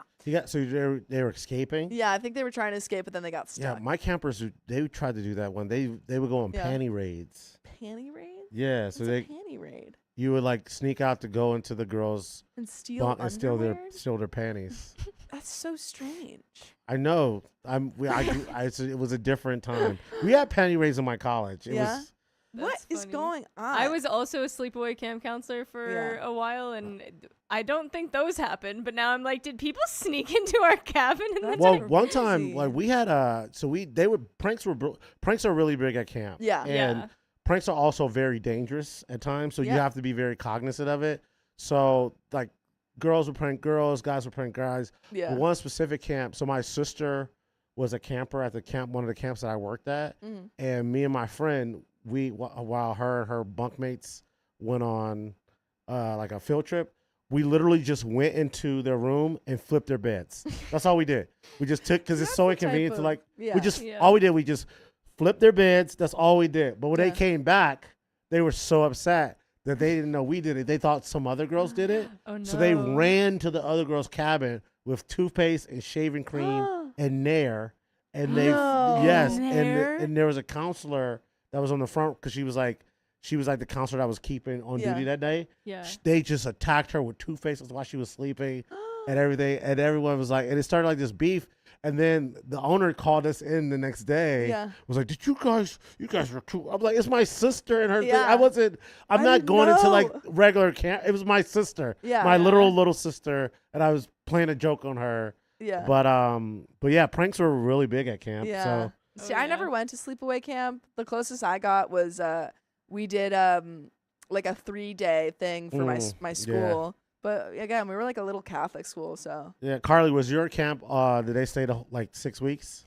No, my camp was weekly, but they could stay multiple weeks. Yeah, and we did have some kids that stayed the whole summer. It was a gymnastics camp, though. Okay, yeah. No so they were weirdos doing there. flips out the window. Yeah, Yeah, totally. one of the camp was like a very sports camp, and then the other was like more social. Yeah. Was yours in Stroudsburg, Pennsylvania? No. Okay. So I've been to Strasbourg. I've done East Stroudsburg That's where mine University. was. Yeah, and mine was like north of Scranton. Okay. And then the other one was just like south of Montreal on the New York side. Okay. And that was a more social, but yeah, that one was like 3.5 weeks, or you could stay a whole 6 weeks. The other one you had to stay 7 weeks, which was crazy because there were like kids that were like 6 years old, 7 years old, staying the whole time without siblings. We had, I think, most of our 7-year-olds were the ones that stayed the whole summer. Yeah. Wow, that's kind of bad. Their parents didn't like them. But. Yeah, that's kind of sad. But they were crazy gymnasts, too. Yeah. Yeah, wow. There's actually a little bit more to this story. Okay, let's just Last finish we left up our this hero, one. actually, hero, he was in a window. And the story was working then. And I just want you to picture that while we wait for the story to come back. And there it is. Hey, look up here, stuck in a window. It's actually a really bad idea to get stuck in a window in the middle of the night. Some overweight guy even walked by, and when I asked him to get help, he threw 2 cupcakes at me. That's wild. Weird. Why he gotta see? What does overweight have to do with that story? That doesn't add anything to the story. Anyone could have thrown 2 cupcakes. Some overweight guy eating 2 cupcakes threw 2 cupcakes, but he wasn't that overweight because no fat dude would throw cupcakes. Yeah. The first one hit the wall next to me and made this huge thud. For some reason, this guy hated me so much that he took time on the second cupcake to make sure he hit me with it. That's impressive. That is. It glanced right off my chin. For years, I remember this because I have no idea where the guy pulled the cupcakes from. He just stared at me for a minute, and then all of a sudden, cupcakes. Did you get out of the window? That's the end of that story. Doc. What? You must have been overweight too, because if your fat ass gets stuck in the window, bro, stop. Don't add to the story. Yeah. Yeah. That story was whack. Yeah. But here, I won't finish on that story. We'll read one more. Quiet Days in Cliche says, I used to sleepwalk like a lot. Like it was a huge problem. I once crawled into someone else's tent and started screaming. That's not good. Scared the heck out of them. I never woke up, had no idea I did it. That's terrifying. So, have you ever experienced a sleepwalker? No. My daughter I sleepwalks. am a sleepwalker. Really? Yeah, my daughter sleepwalks, and it's scary because like she's not even cognizant of what she's doing. Yeah. Does she like have her eyes open or eyes closed? Yeah, sometimes. Yeah. Dang. And like my phone just died, but I video she's like walking around or whatever. Yeah. Oh my god.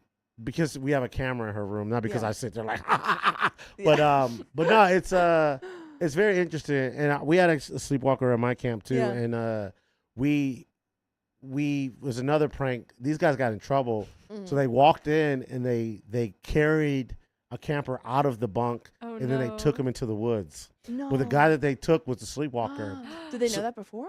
No, they just took a random kid. So when they came, they're like, "Where's this kid at?" And the kid, they went to go like find the kid in the woods where he was left, and he wasn't there. So everyone like freaked out or whatever. But he ended up like being okay. Okay, but that's good. those guys got fired. Those were counselors. They were counselors. They came back drunk and took a kid into the woods. Oh my god. Yeah. Yikes. Yeah. I never woke up, had no idea I did it. I would sometimes be spotted wandering around in the middle of the woods. Yeah. Or in the woods in the middle of the night by people getting up to go to the bathroom. Really spooked a few people. When I went camping once in the mountains, I had to share a tent and sleep as far away from the entrance as possible so I didn't wander off a cliff in the middle of the night. That's terrifying. Yeah. But that's also the end of that story. Yeah, And, they're still alive. So. Yeah.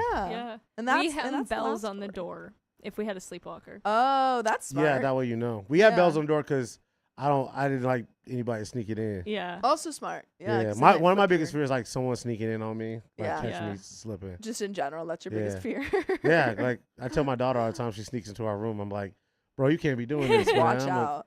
Like, yeah. No, yeah, I get that. That's fair. But that's also the end.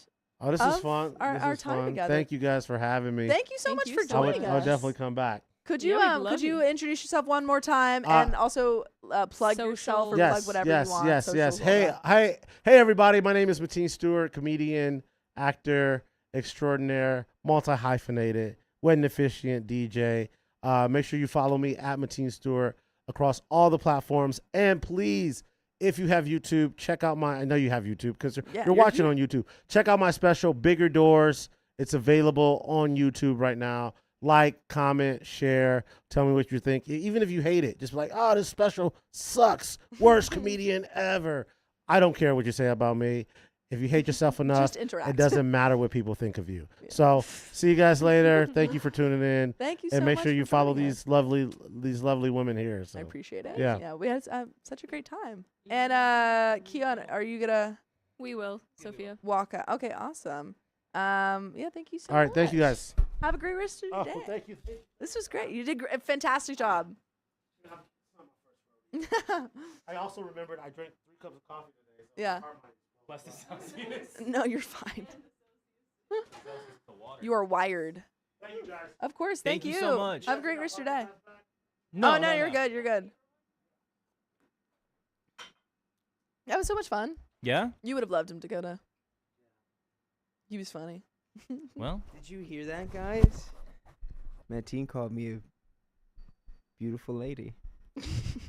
A wonderful lady. I think he was talking to me and Carly, but well, he was talking to everyone in the room. He was addressing all of us. Yeah, I think that's clear. Also a beautiful lady. He knows how to address an audience. He knows how to address a group of beautiful ladies like ourselves.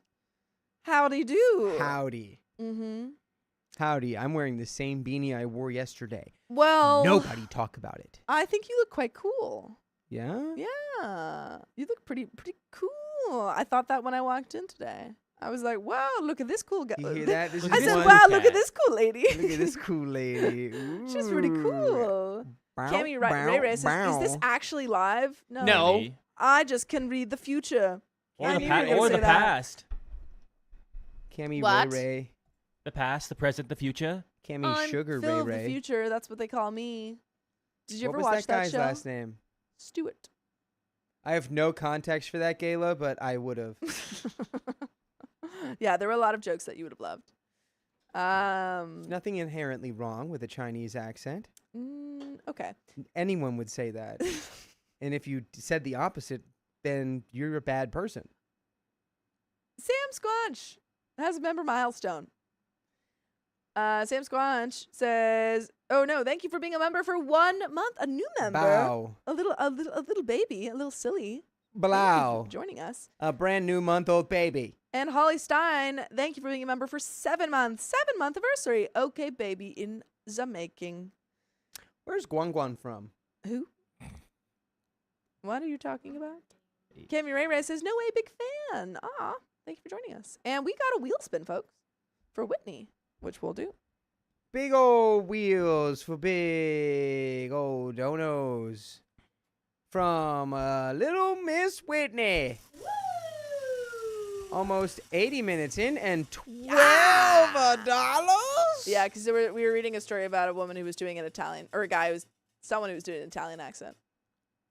Oh, hey, that's too much for 5 minutes. Oh, let me do a little bit of Italian. Why don't you speak a little Italiano for him there? A little bit of this, a little bit of that. I got basil. My favorite bit from Good Mythical Morning. He goes, a little bit of this on you that, and then he sprays whipped cream everywhere. A 1, a 2. Yeah. A little bit of this on you He does it that. like 10 pumps. Yeah, and then it just goes, poof. It's great.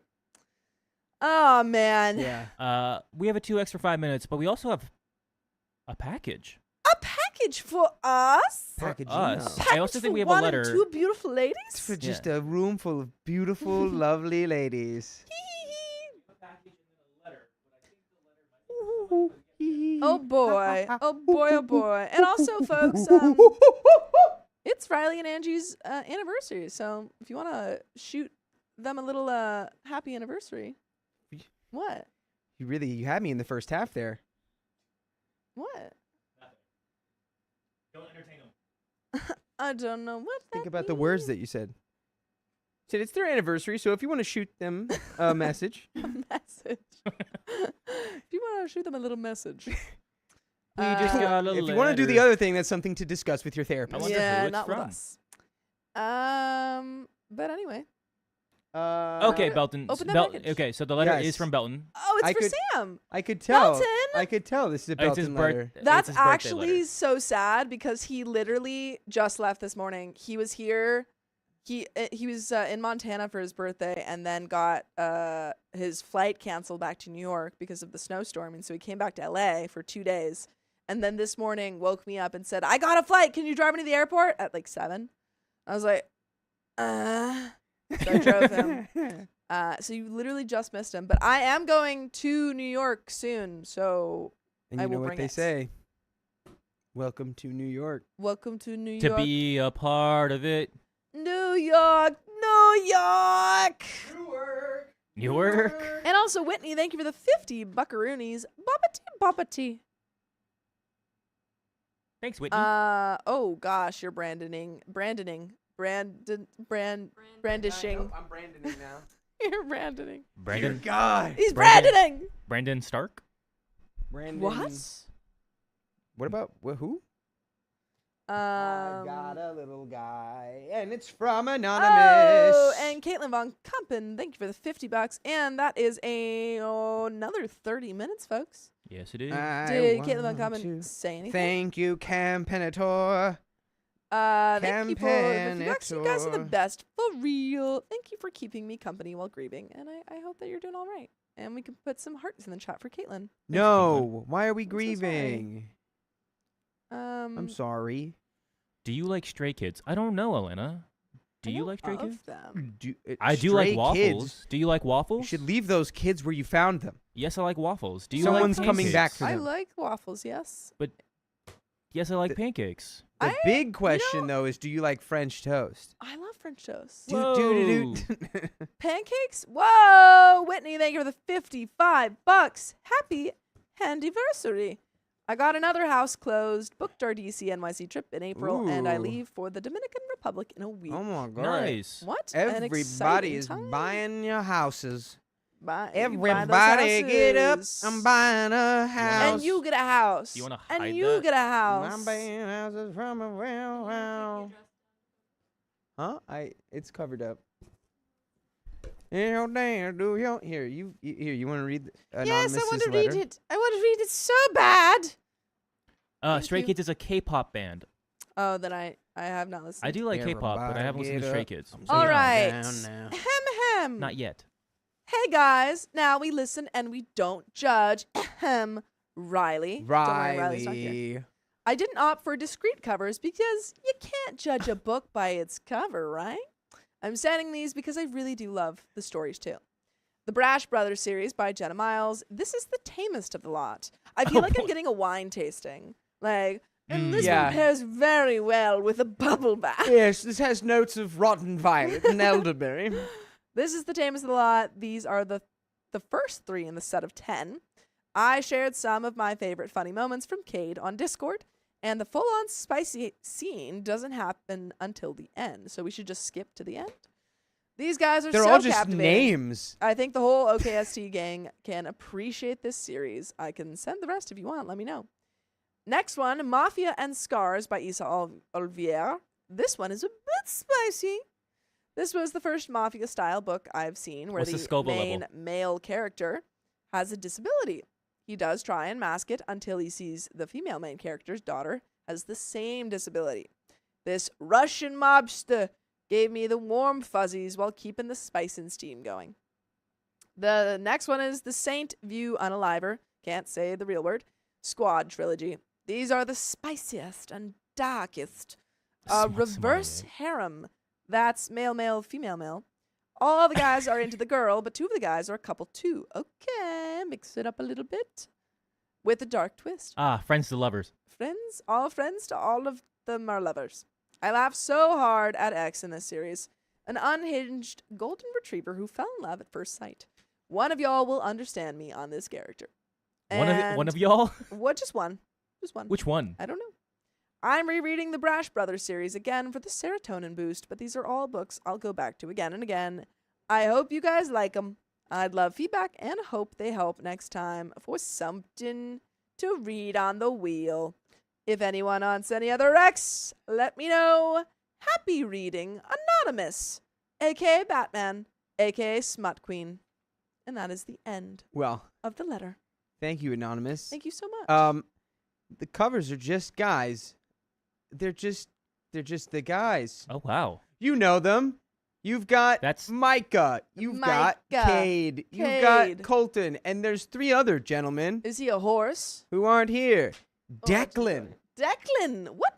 Declan, and he would be the one where instead of looking like a buff guy, he's got glasses. These are the most And interesting and names. he's tall. Do you want to read? There's also Zach do and you, Jonas. you know what? Just flip to a page and Yeah, just do read like a page. little Here, passage. there's those 3 for you. Thank you. Mafia To Scars all looks those like who it are could be listening. picked up in. Oh, that's Ooh. cool. Yeah. That's Mafia very. and Scars. cool. I'm gonna read Micah because Okay. he doesn't have give a shirt on. give a little warning first. We're gonna be Trigger warning for spice. Ooh. I hope you like it. How spicy on the Scoville level is this? All right, give me a page. 69. Hold on. Hold. All right. Let me find something spicy. Oh, this one is okay. Someone's getting put into a perfect. medical helicopter. Shockingly, it's already spicy. I didn't have to find it. Okay. Wow. Holly looks flustered and her eyes narrow. I'm positive she's about to out me, but instead tugs at her gown. I don't have. She stops when I grab the bag next to the bed, placing the soft dress in her hands, the bra and panties tucked inside. You? She asks, her eyes glassy. And that's all we're going to read from the book Micah.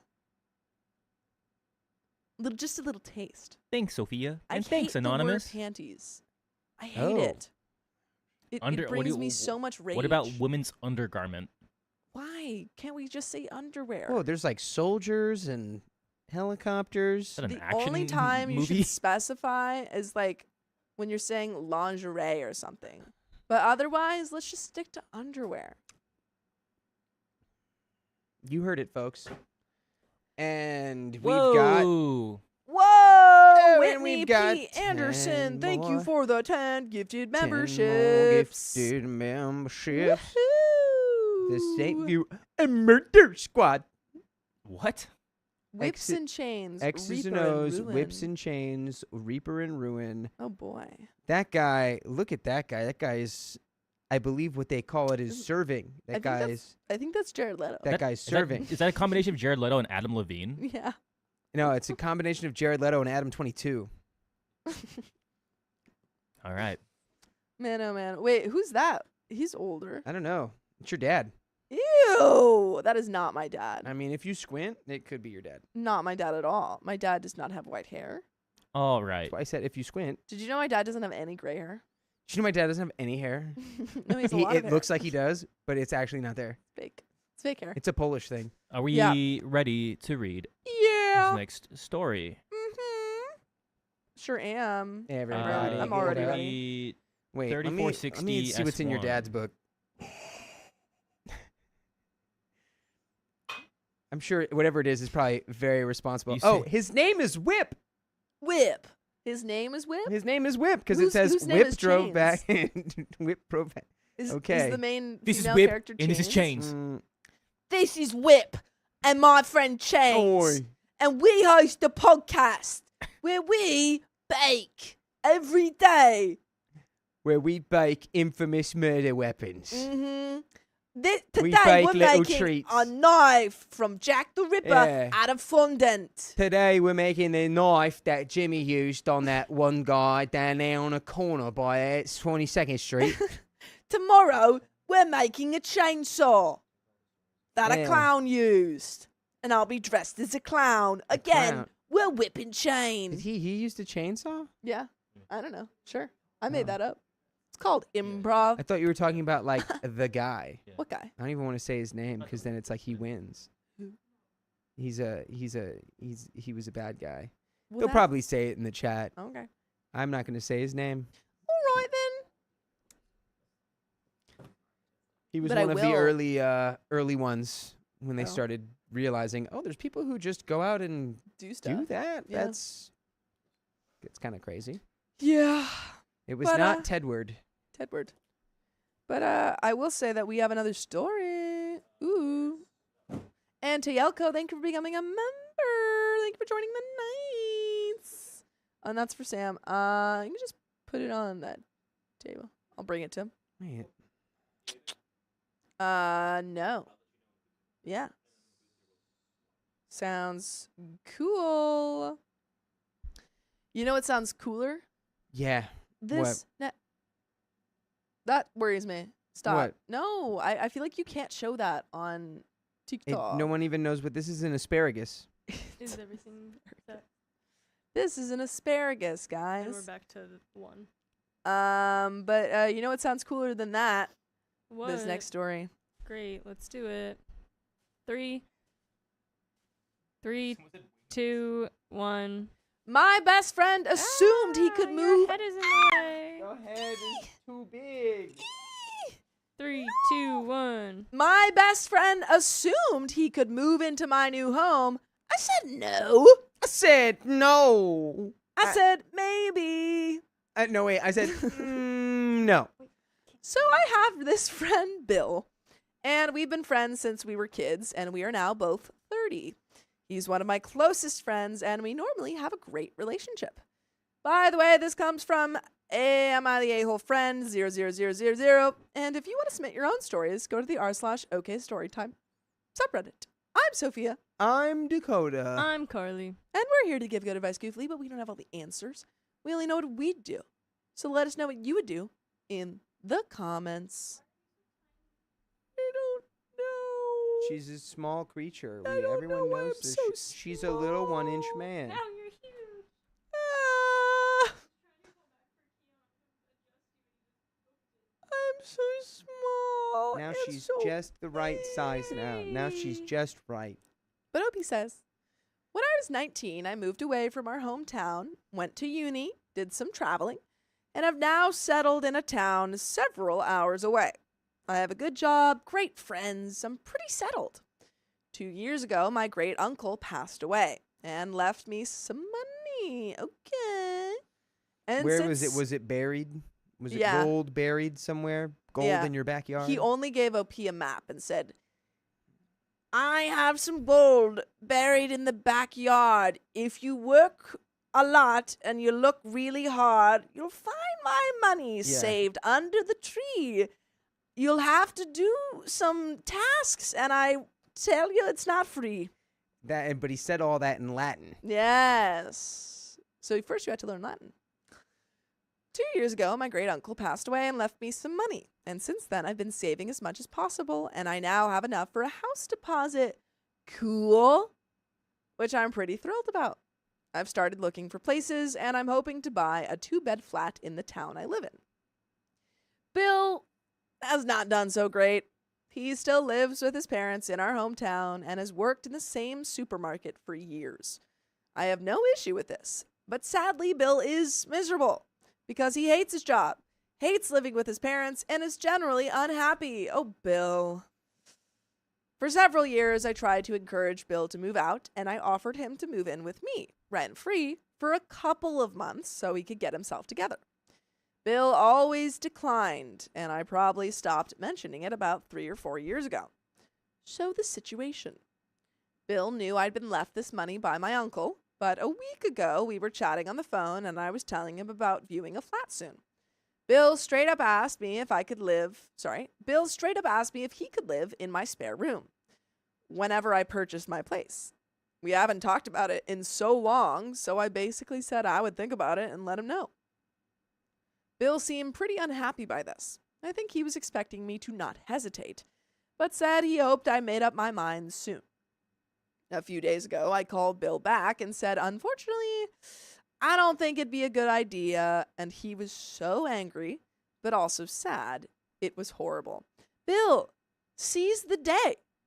Go out there and get a new job. Yeah, dude. Carpe the diem. Carpe the billum. The conversation was pretty long, but he basically accused me of lying to him when I offered he could live with me and said I was a terribly unsupportive friend, etc., etc. The thing is, I was like 24 or 26 when I offered Bill my sofa, but life is different now. I have a girlfriend, a goddaughter who I want to sleep over lots, and now I'm a bit older. I just don't want to share my living space. Also, I haven't said anything to Bill about living together in years, and he'd never mentioned it. I feel really bad about this situation, and when I spoke to a mutual friend, she just said it would be nice for me to let Bill stay with me for a bit, but otherwise didn't want to get involved in the argument. I feel like such a butt, but am I the a-hole? And there is an update, but what do you think? I mean, no, he basically invited himself to live it. I mean, he didn't invite himself. He just asked you. Yeah, but then got mad at you. Yeah, that's kind of... Yeah. Yeah, I think Bill would just be miserable in your place, you know? Also, the thing is that I feel like the only reason that he wants to move into yours is because he doesn't want to live with his parents. But he's presumably not paying anything to his parents to live there, so he could have been saving up money this whole time. Yeah, what has his money been attributed to? I don't know. But we got an update. OP, you're doing okay. Don't let Bill move in. Update says, I wasn't sure whether to post an update, but actually this sub really helped me. However, judging by the responses I got, I'm not sure whether anyone will like what happened. No, he let Bill in the house. He's like, you're not going to like it. No. Bill's been living here for 4 years. You should have told Bill you were too ill. You fell down a hill. And you work at the mill. And you're real tired. And your interest in living together is nil. And you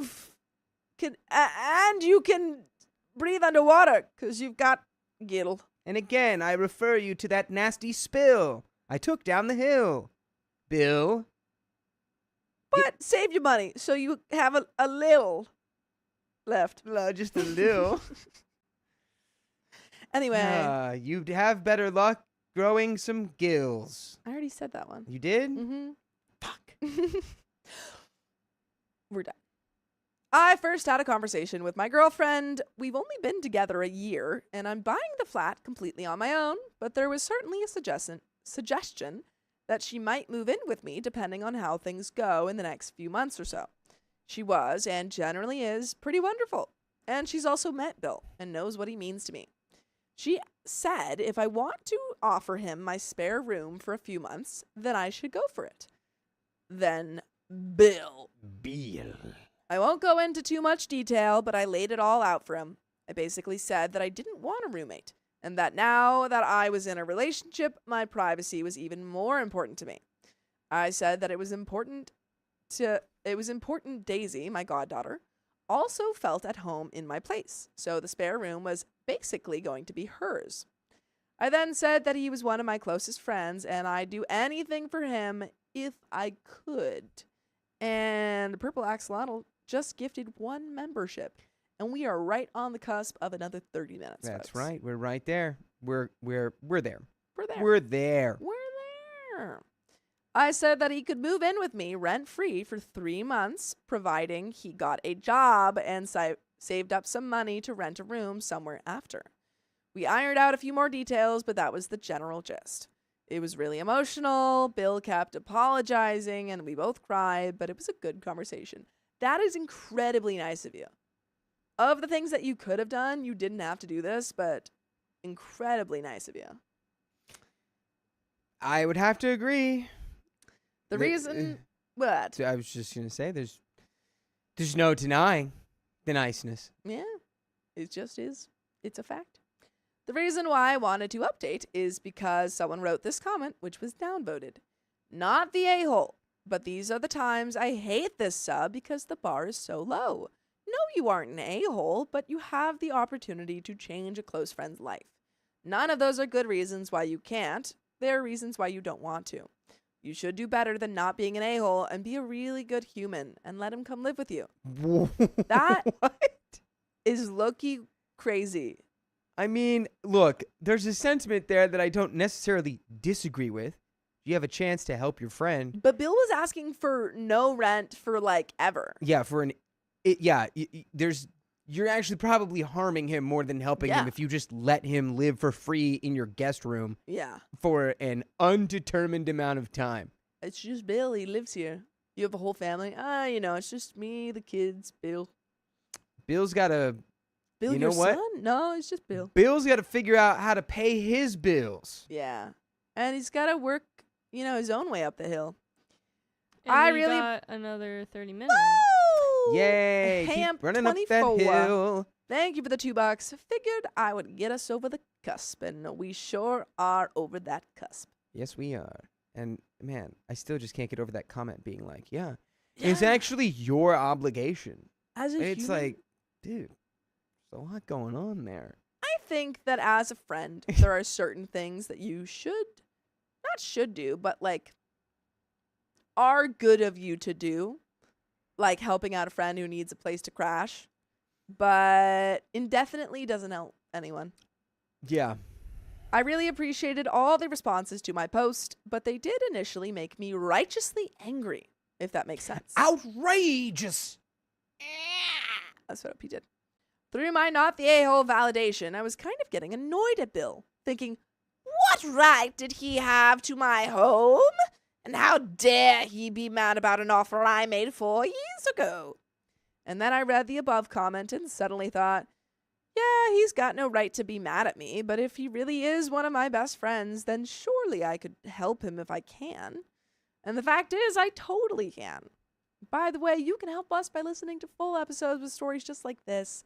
Just go to Spotify, Apple Podcasts, or iHeartRadio and search up OK Storytime. Mm-hmm. Carved Marmalade makes a really great point. Yes. It's easy to let someone stay. It can be hard to get them out. It's though. true. It's true. It's true. It's true. Yeah, that might be the thing that ruins your friendship. Mm-hmm. Trying to force him out. So you gotta, if you're gonna help him, it needs to be with like a, look, here are the expectations. This is how long I am willing to allow you to stay here for free. Where is your money? Have you saved any? You've been living at home for 10 years. You should have saved something, right? Which it seems like OP did have somewhat of that conversation, but I do think that should be, accompanied with follow-up conversations. Yeah. Often. We should actually follow that up with a written statement with Bill's signature on it so he can learn, hey, this is how the world works when you make, agreements like this. Indeed. But we got a little bit left. So there you go. Bill will be moving into my new place. And in the meantime, I'm going to help him write his CV so he can start to look for jobs in my town. Maybe this is a bad decision, and this sub has certainly made me realize I don't owe him anything, but it still feels like the right thing to do. Just to clarify, I'm a girl, not a guy. I misgendered you the whole time. Girly pop, girly pop. Oops, we misgendered you, the girly pop. I'm so sorry. But that's the end of that story. Yeah, it is. Oh boy. Well, you're a good person, and I hope it all goes well. Yeah. Can't argue with that. But I also can't argue that we have another story. You could argue that we do, because we definitely do. We do. That's your position. That's your My argument. point is that we do have another My story. argument is that I will figure out how to make an argument, no matter How what. does one make an argument? JessCam28 says, bro looks like Dominic Mysterio. Who? Nah, Dominic Mysterio looks like me. Who So dat? I think I'm older than him. Oh. He's Rey Who is- Mysterio's kid. Who? No, Kim. OP said that Bill had been working the same job at the supermarket for 10 years. Yeah, no, Bill has a job. Bill, he needs to get a better job because he hates his job, but he has a job at the Did supermarket. Bill quit his job? Not yet. Yeah. He still has a job. Bill Bill's needs Bill's a new got job. a job. Bill needs a new job. Ba-da-da. Ba-ba-da-da-ba-ba-ba. Bill's got a job at Let the me grab my water. supermarket. Boop, Bill ba-ba-da. needs to move out of that part of it. I want to get better. More off things the that cuff rhyme with rhyme. Bill. Go. Hill, till, mill, nil, skill, swill, Gotta get your skills, shill, bill, rill. I can't say one, but it rhymes with K. I read that one, but thank you, Teelko, for joining the Knights. And Teelko, thank you for being a member for 2 months. I'm super glad to be able to continue being a part of the Knights. Love you guys. P.S. Fun fact, I fall asleep most nights listening to y'all. That is very sweet. Well, I love that you're with us until you fall asleep, but are we boring you to the point where you fall asleep. And then we're definitely waking you up sometimes. Yeah. I'm waking you up Oh, yeah. sometimes, let's be honest. Everyone. Ziggy00752, thank you for being a member for 22 months. Double twos. Love you all. Hope the move went well. Dakota and Keon, much love to all the lovely ladies tonight. We got Lovely three ladies. lovely ladies in here tonight. Everyone in the whole world's a lovely lady now. We You're did a lovely it. lady. You're a lovely lady. We defeated the patriarchy. We're all lovely ladies now. Now it's just women doing it to each other. Oh. No. Nope, it's too. It's No, exactly the what men's happened. hockey team this week. Oh my God, I did. That's right. The women's hockey team won gold. They did. They did. It's yeah, true. both of them. Both women's hockey teams won gold. Jess, I for Z. Thank you for the £5. Hi, lovely people. Off to bed, but just popped in to say hello. Heart. Thank you for all that you do, and thank you. Thank you. Appreciate I you. know you said heart with an accent, Heart. but it sounded like that you just popped in to say hello. Hot. Thank you for all that you do. So hot. Just popping in. Hot. Hot. So hot. Bondi says, anyone have any tips for dry mouth? Milk, I think, is good for dry mouth. And is that crazy? I feel like I learned that on Two Kings, that Disney, what was it? Disney show? Pair of Kings. Well, I don't know Pair of if Kings. milk is good for dry mouth. It's good for spice. Gum is good for dry mouth. I know that's a fact. Something that like initiates like saliva. Thinking so like about- sucking, like Thinking about a candy, nice, tasty meal. a cough drop, anything that initiates saliva. Think about the initiates tastiest is not thing the right you've word. ever eaten. It's Now right there. imagine 5 of those Yeah, and then you'll salivate. lined up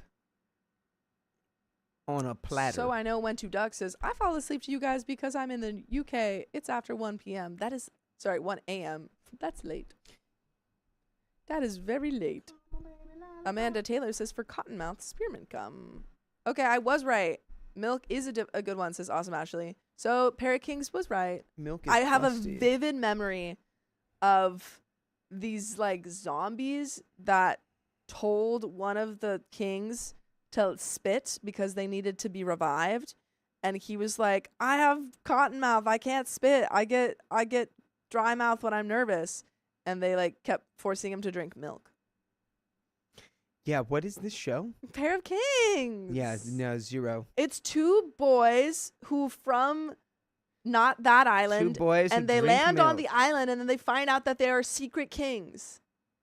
Oh, like there was a prophecy? Yeah, basically. And they were like, what? We are the secret So kings it's that 2 got guys. lost? There's 2 want exploiting a native population. And the best thing, you want to know the best thing about the show? Is this just... They are Is this just that movie, The Road to El Dorado? they are brothers, and they are one black guy and one white guy, and then there's So it's another Bullet part. Train. Yeah, and they're brothers, and then one of the kings left when the actor left the show, and they introduced a new king, and they were like, this is also your brother, and it was like a redheaded guy, and they're like, Yeah, you're it's Adam twins. Hicks. They were like, you guys are triplets. Okay. And you know what? I love that. I love that. You know what I love? Next story. That must have been right after my era of... Yeah. It definitely Disney was Channel. a little bit into mine, so. It was so freaking good. I think my era ended with like Good Luck Charlie. I loved Good That Luck was the- Charlie. that I think was the Pair of last Kings was one. before Good Luck Charlie. Pair of Kings was before Good Luck Charlie, because it was the same. Yeah, it was the same actor from Hannah Montana who played. He was Hannah Montana's the guy friend. Pair of Kings aired in 2010. Yeah, because he was the guy friend from Hannah Montana, and Really? then he joined Pair of Kings. I You just missed it. I have It's okay. no memory of this. Good Luck Charlie was also 2010. Wow. I Wow. guess I was on the Good Luck Charlie side of the... I watched guess so. both. I do think Pair of Kings might have been Disney Disneyverse. XD. It was. Yeah, it was Disney XD. So maybe you just weren't a skater bro. I Maybe wasn't you were cool just enough. freaking cool. I wasn't cool enough. Did you ever watch I that just put on this animated beanie show with the yesterday. kid who was a skateboarder? And his name was like Crash or something. Wow. Yes. Anyway. Yes, I We can did. get into this story. Mm-hmm. Oh, thank you. 3, 3. It just came back to me because they put Mitchell Musso in Yeah, the, Mitchell Yes, Musso. Mitchell and that's what Musso. now I think I do remember. Fabulous. Anyway, 3, 2, 1. my friend wanted to attend my party, but he's banned from my home. That's going to be tricky. My fiance, 26 male, and I, 26 female, are throwing a big New Year's Eve party at our house. Why wasn't I invited? It's pretty messed up. I was in town, if you live in LA.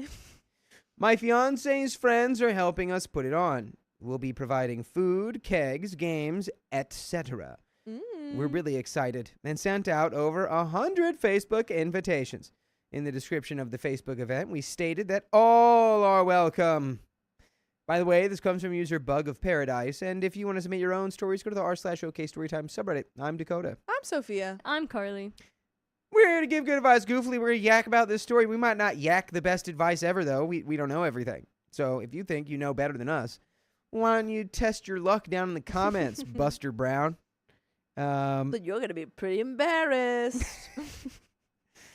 Yes, and invite us to your New Year's party. Please. Will you come to my New Year's party? This Don't go to Russia. OP says summer. there. What? That's what Opie Is says. this a musical thing? Nope. Nope. Heated rivalry. There is one person in particular that I choose not to invite. Ben. Da, da, da. Benjamin. Button. Here's the backstory on Ben. He was born and he was an old man. It was weird. No one likes to hang out with him. But then he got hot. And then there was a period of time where he legally couldn't be with his wife. Then he became a baby. Mm-hmm. Freaking weird guy. Yeah. Don't know why he's still hired. Old baby. He's a baby. He can't do anything in the office at this point. I know. I'm also like 100 canonically if I'm talking about Benjamin Button because he... Anyway, Ben. Here's Ben's backstory. Ben went to college with me and my fiance and was a part of a large group of friends that we made through our shared major. We would hang out with him and mutual friends, and I was always very friendly towards him, but began to notice over time that he wasn't someone I enjoyed spending time with. Ben was always very arrogant throughout school in regards to school, but after losing a lot of weight in college, his ego went through the roof. It was as if he'd transformed into a teenager. What? He's Benjamin Button. What? He's Benjamin Button. He's buttoning. He's buttoning right before our eyes. Officer there, get him. He's buttoning right over there. Officer, stop him. He's buttoning. He's too good. He's too young. He would brag about how Send much... him to juvie. He's Benjamin Button. Lock him up. He would brag about how much pot he could smoke, how many girls he could pull. He would brag about basically everything.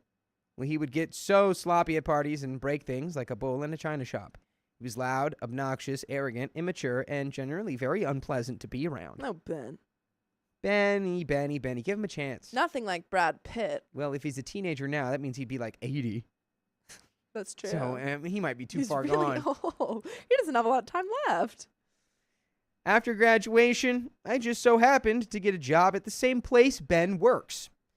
I'm a little nervous, but excited about the job.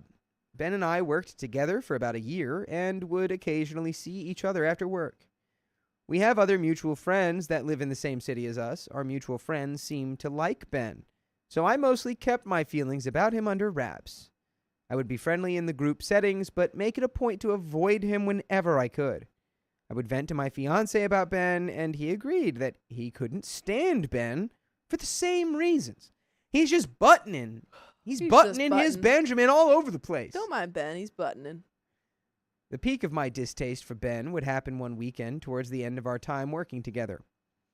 A big group of our friends went out and had a wild night. We all imbibed and jostled our bodies around and stayed out until about 3 a.m. Dang. Party animals. I get a taxi back to my apartment with my roommate and 2 other friends who were planning on staying over that night. Ben pushes his way into the cab, assuming that he would also stay at my place without asking. There had been some spicy tension between Ben and a friend of a friend, Julie, throughout the night, So Ben obviously is looking to get his button on, a.k.a. hook up with her at my apartment.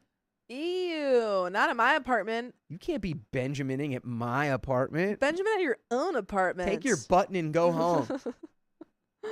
Go button her elsewhere. And just a warning, that joke's going to be in the whole story. So it's never going to stop. We can't stop.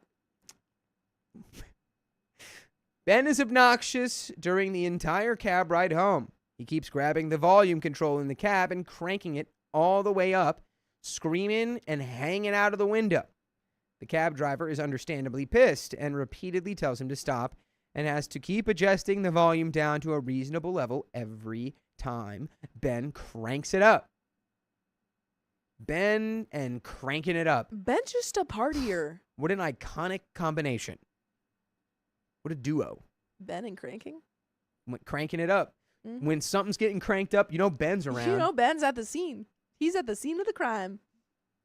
Party too cranked? Ben's there. We're all telling Ben to stop acting like a child, but this is very typical behavior for him. Uh-oh, he's gone from a teenager to a child. We are rapidly approaching the final act. Doesn't have a lot of time left. He's going to be an old baby soon. You should not let that old man child be drinking until 3 a.m. That's irresponsible. It's not good for him. We arrive back at my apartment, and I set up 2 air mattresses with blankets and pillows on the living room for everyone. I go to my room to bed, and everyone else stays in the living room. Ben takes it upon himself to turn my stereo on and blast music at 3:30 in the morning. Ben. Cranking it up at all hours of the night. There are rules, Ben. There are rules. I know you're so old and young at the same time. You probably don't remember the rules. Your synapses are all over the place. He's like, back in my day, we cranked up the freaking record player and jammed out all night. Okay, baby grandpa. I went to war. I was old. I was an old man at war. Old man in the sea, they called me. Mm-hmm. It's because I got stuck at sea for 20 years. I have neighbors on the other side of the living room wall, and I'm also trying to get to sleep at this point. I have to tell him to turn it down 3 times before he actually listens. It's literally like speaking to a child. I go back into my room, and sure enough, not 5 minutes later, Ben turns the music back up. I walk out, and I'm more assertive this time, and he complies. The next morning, everyone had left except my roommate. My roommate informs me that Ben had the spice to sleep with Julie in the middle of the living room with our other guests in the same room. They all, of course, felt very uncomfortable. My roommate is telling me this as I'm cleaning up the mess in the living room. I notice a large spot on one of the blankets I laid out. It turns out that Ben effing Benjamined all over my... It turns out that Benjamin buttoned all over my blanket. Benjamin! No! And he didn't feel obliged to wipe it up. Well, of course not. It's on the blanket. He's a baby. He's Benjamined his button. And now he's going back to his cave. Oh, Ben. That is why, I mean, I guess I was going to say that's why you have a spicy sleep blanket, but I guess he did do it on Well, you do have one now. Yeah. So, watch that. Anyway, now I'm fuming. Fumigating, probably.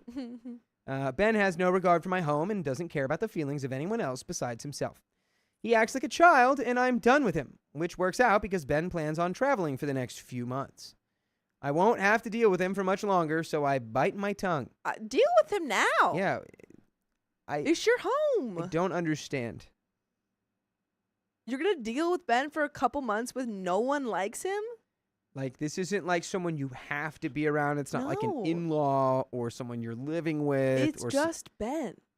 It's just a guy buttoning all over the place. Yeah. And Benjamining himself into your life. You can Benjamin out of it.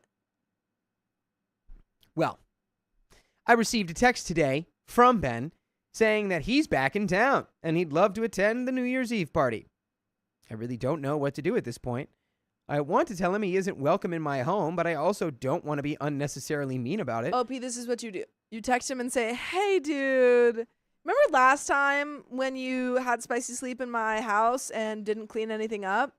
You're not invited again. Sorry. Yeah, no, you actually can't be welcome in my house anymore after you banged somebody in, the company of 4 other people trying to sleep in my living room. Mm-hmm. Yeah, so you're not actually welcome. not really cool with me anymore. Happy New Year's. Hope you're better next year.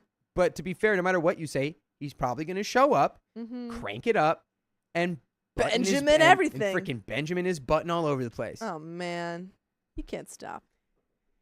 And it's almost at that level where it's like, if you don't be mean to him now, I have no sympathy for you. Truly. It's like, you don't like him. What's going to happen? I have a lot of anger when people do not stop, don't just stop hanging out with people they don't like. Yeah. Because if you don't like them, why are they there? Yeah. Maybe they'll change. I don't know. Oh my God, Ariel, the mermaid. Ariel, I love your hair. I wanted to do Sebastian's accent so bad. I played Sebastian in 8th grade. Anonymous, thank you for the 5 buckaroonies. Sorry, we got distracted by Keon. Whoa, the wide shot's back. Hello. Do wide. Everyone's in. Do wide. Okay. So. Back to it. Oh, my mic's little panties fell off. That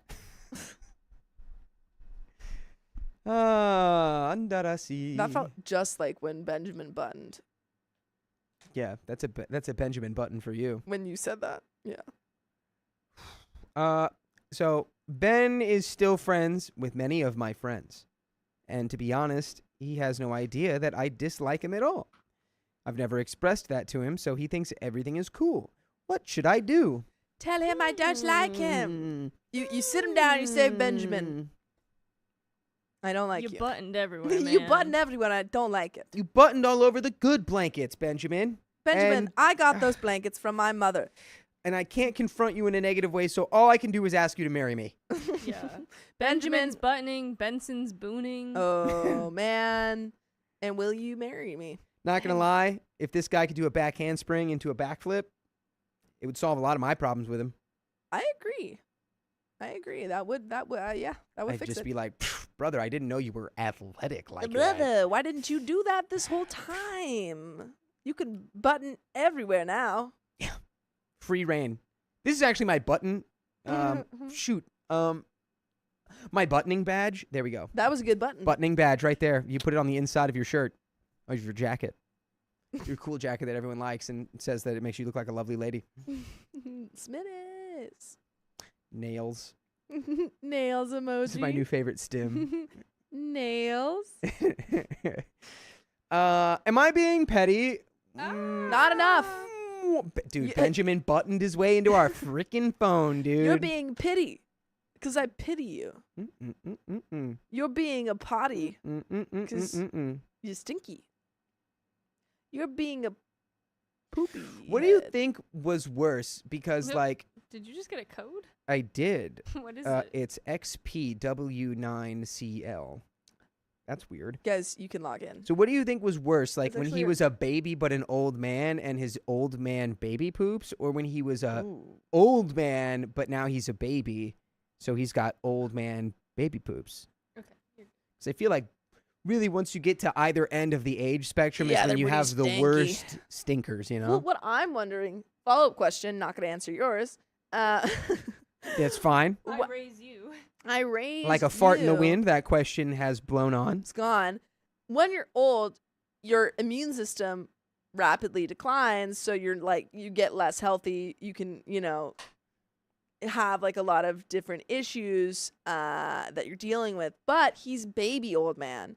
So is he the healthiest old man or the unhealthiest old baby? Well, babies don't have immune systems. Either, exactly. So it's like a... So what is he passing away from? It's like when you put a math equation into a calculator and it's like beep boop, does an error. It's like you're a glitch in the system. Yeah. You're immune. You're invulnerable. That's what I'm wondering. I think that's why we've answered the question. Excellent. Thank you. And a fart in the wind, the answer is all around us. And like a fart in the wind, the answer expands rapidly to fill the volume of whatever space it was birthed within. That's the space of the studio. Anyway. Should I just let him come to the party and avoid him there? No. I honestly don't want him in my home, and neither does my fiance. But we both don't want to be mean about it. Any advice would be appreciated. Be mean. That's my advice. And then a little sideways face. Aww. Wah, wah. Aw, You send him a text and say, hey, Benny, keep your jets out of here. Nails. I don't want to see you around these parts. Winky emoji. I don't want to see monkey emoji. We're doing brain parts. rot text spams right now. Yeah, brain rot text spam that you receive on the holidays. I hate you. I think I think the biggest problem I have with this what is that the way that it feels like OP and her fiance are interpreting mean as just as like being direct. Yes. It's agreed. like if someone's feelings get hurt, it's not necessarily that because you're a big meanie pants. Yeah. It's because they just heard something they don't want to hear. If someone is a bad person or does bad things or is disrespectful to you and you set a boundary based on that disrespect, that's not mean. That's just natural consequences. When you Benjamin it up, sometimes there's a button. You're going to Benjamin your butt in my living room on my blanket with an audience? Rose Wolf says, Benny boundaries. You've for Benjamin. You've Benjamined your last button here, my friend. So true. Is the joke not funny now? I think it's funny every time. Nice. Okay, so we keep going. Nice. We keep going. This show is for us. Yeah. Read the story. Top comments. Look, Ben, you disrespected my home the last time you were in it by having by Benjamining your buttons on my blanket and not cleaning up after yourself. Gross. As such, you are no longer welcome in my home. Perfect. But also, why aren't you equally as mad as Julie about screwing... All right, I'm sorry. But why aren't you equally as mad at Julie about bonking in your living room? Because we don't like Ben. Yeah, we don't like Ben. Like when someone you like don't really dislike does a bad thing, you can be like kind of annoyed at them. But when someone you like hate does that same thing, you're obviously going to be more annoyed at them. And, you know, that's the final straw. And you know what? Julie wasn't cranking it. She wasn't cranking it. She wasn't cranking it everywhere she goes, which, funny enough, has nothing to do with Benjamining your buttons. That's simply just the act of cranking. Totally separate definition. I feel like this needs to become like a Dr. Seuss kind of vibe. About spicy sleep. Just, you can, anyway, Ibbity Toilet replies, probably Julie didn't have the massive history of being a total doofus that Ben does, so she was more forgivable. OP says, I've also only met Julie twice. Like I said, she's a friend of a friend. I was equally upset that she participated, but I don't really know her, and she's not asking for an invite to the party. Oh, she doesn't even want to come. Julie's so embarrassed. Yeah. I would be too. Another commenter, girl, rediscovered, says, quote, no, you aren't invited. Simple as that. Simple and direct. I like it. Simple as that. I like it. OP says, direct. I like it. Honestly, I know I have to stand up for myself here. I'm just trying to phrase it in a way that is firm but not rude. I do think he should be told why he isn't invited. Because I hate you. Girl rediscovered replies, he's not invited because he's damaged your property in the past and you find his behavior offensive. Yep. It's your home. It's your party. It's your right to say no. It's your party. You cannot invite Ben to. Nice. Jiggle Daddy Dawkins. Jiggle Daddy Dawkins. That's what they used to call me. Where? Dawkins. Dawkins, Indiana. Dawkins is the upside down version of Hawkins. All the Gorgons, all the Gorgons love me down there. Yeah, Gorgons? If you say so. That's what they called them, right? What happened next? I need to know because I feel like you just said that like I was wrong. Demogorgons. Read the story. Demogorgons. Okay, gotcha. I just needed one Demogorgon, people. You just missed me waving you guys on like twice. Not one of your friends told him to knock it the F off as he was banging someone in the middle of them? Man. After the second time, her turned up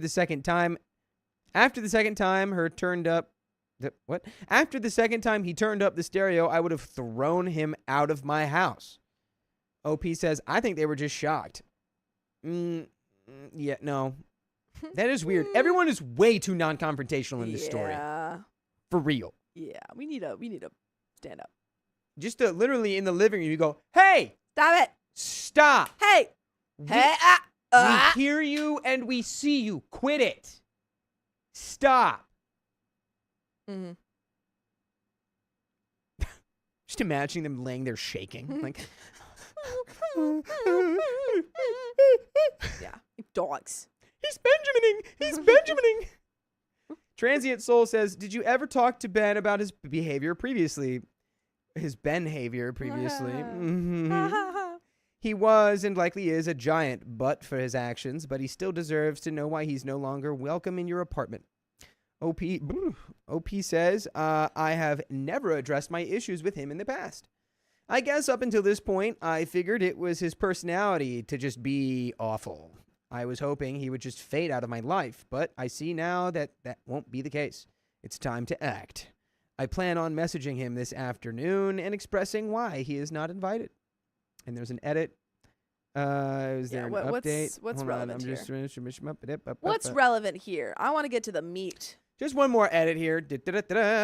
Thanks for the input, everyone. I really appreciate it. I decided to message Ben back and sent the following. Hey, Ben. Happy New Year to you, too. Already too happy. It would be nice to see you, but to be honest, the last time you came to my house, you disrespected me and my space. You had spicy sleep with Julie in the living room with others present and Benjamined all over my blanket and air mattress. Ew. And didn't feel the need to clean up after yourself, or at the very least, let me know. That being the case, I hope you understand that I don't feel comfortable having you over. I'll update again if and when he responds. Nice. And is there? Yes, there is an update. Let's go ahead and get right into that pepperoni right there. Dive right in. So, this is 5 days later. Ooh. I sent Ben this message after the original post. Well, we just heard it, so we know what it is. In response, Ben sent me the following. I do feel comfortable with how you feel about that. What? And yeah, it was a really rough night, and I'm not excusing the way I acted at all. And hopefully I can give you an apology in the future in person. And then shortly after, added, I'd like to say I have matured quite a lot since that incident, and I'm really sorry that I behaved not like a friend, or really even a decent person. Wow. Benjamin. That doesn't sound like our Benjamin.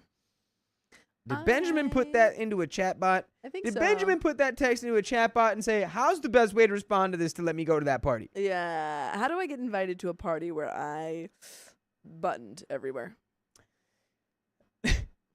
I was really surprised about how well he took the message. As I briefly mentioned in the first post, Ben left our workplace about 6 months ago to travel abroad, what's her name, alone on somewhat of a finding himself journey. To be honest, I thought he would just use his experiences to boost his image and have something else to brag about, but maybe it was just what he needed to gain a little self-awareness. You pretty low. Benjamin buttoned up and that's walked the out plot the door. of Benjamin Button. He does go on a whole journey. Yeah, he does stuff. Yeah, he does. He fought in a war. It's true. He did. It's true. What did this guy do? Sorry, I was just pondering for a second, the nature of things. Life is strange. Can't be totally sure yet, but based on the maturity of his messages, I'm hoping for the best. On the other hand, I did feel like him saying that he's matured a lot since the last time we saw each other is a really easy thing to say, whether based in reality or not. He could have just wanted me to believe him and extend an invite. And by the way, I want to extend an invite directly to you, Stephen. Or Pam. Or maybe even Jane. Samantha. Or Jane. Jamantha. Only those people are allowed to go listen to full episodes of stories just like this on their favorite podcast platforms like iHeartRadio, Spotify, or Apple Podcasts. Just search OK Storytime. The rest of you have to search it on your least favorite podcast platforms. Yeah. The rest of you will have to wait in line behind all of those people. Yeah. There is, a tail end of this story that we're wrapping let's up. Get to the button.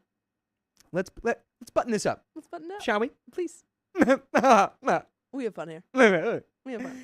Bottom line is that he didn't show up to the party, and due to the lack of drama, the party was so fun. Nice. We had about 60 people show up and partied the night away. It's a big party.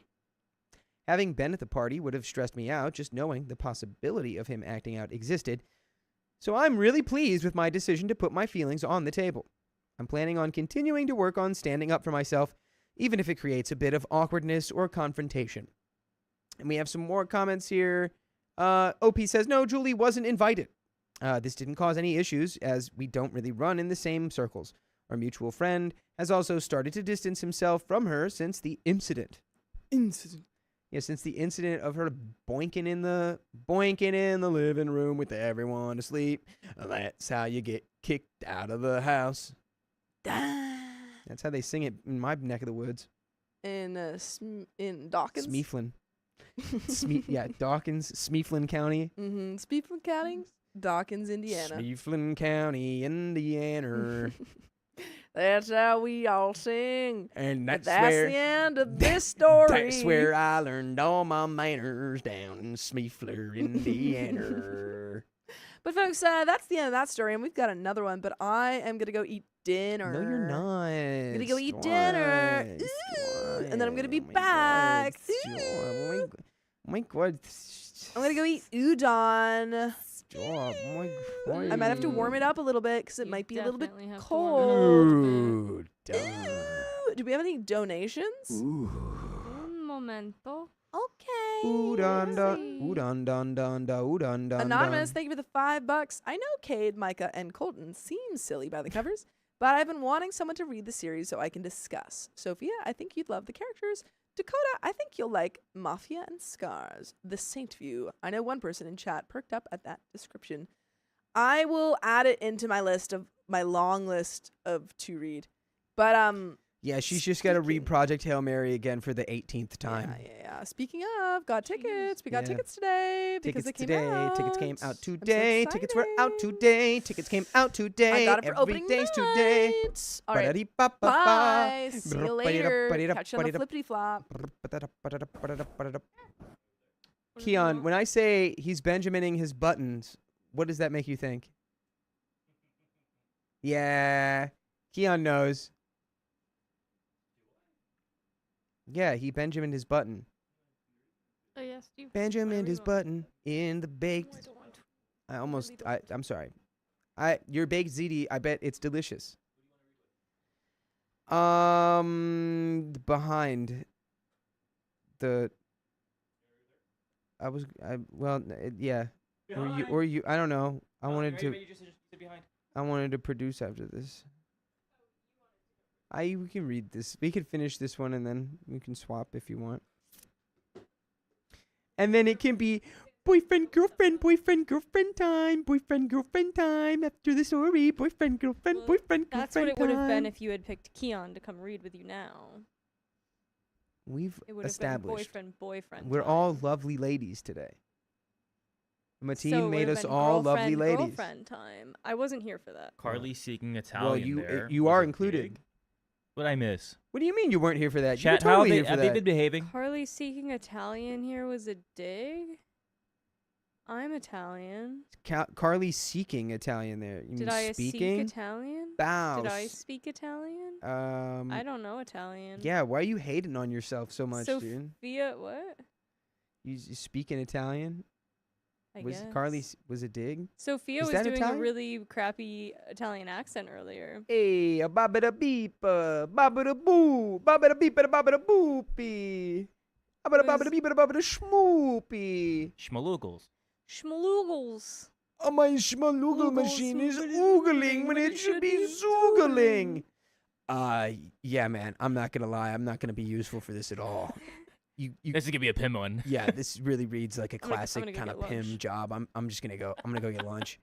Do you want anything? It was doing well until I walked in. Oh, that's mean. All right. Well. What was doing well? What's going on? Big bully.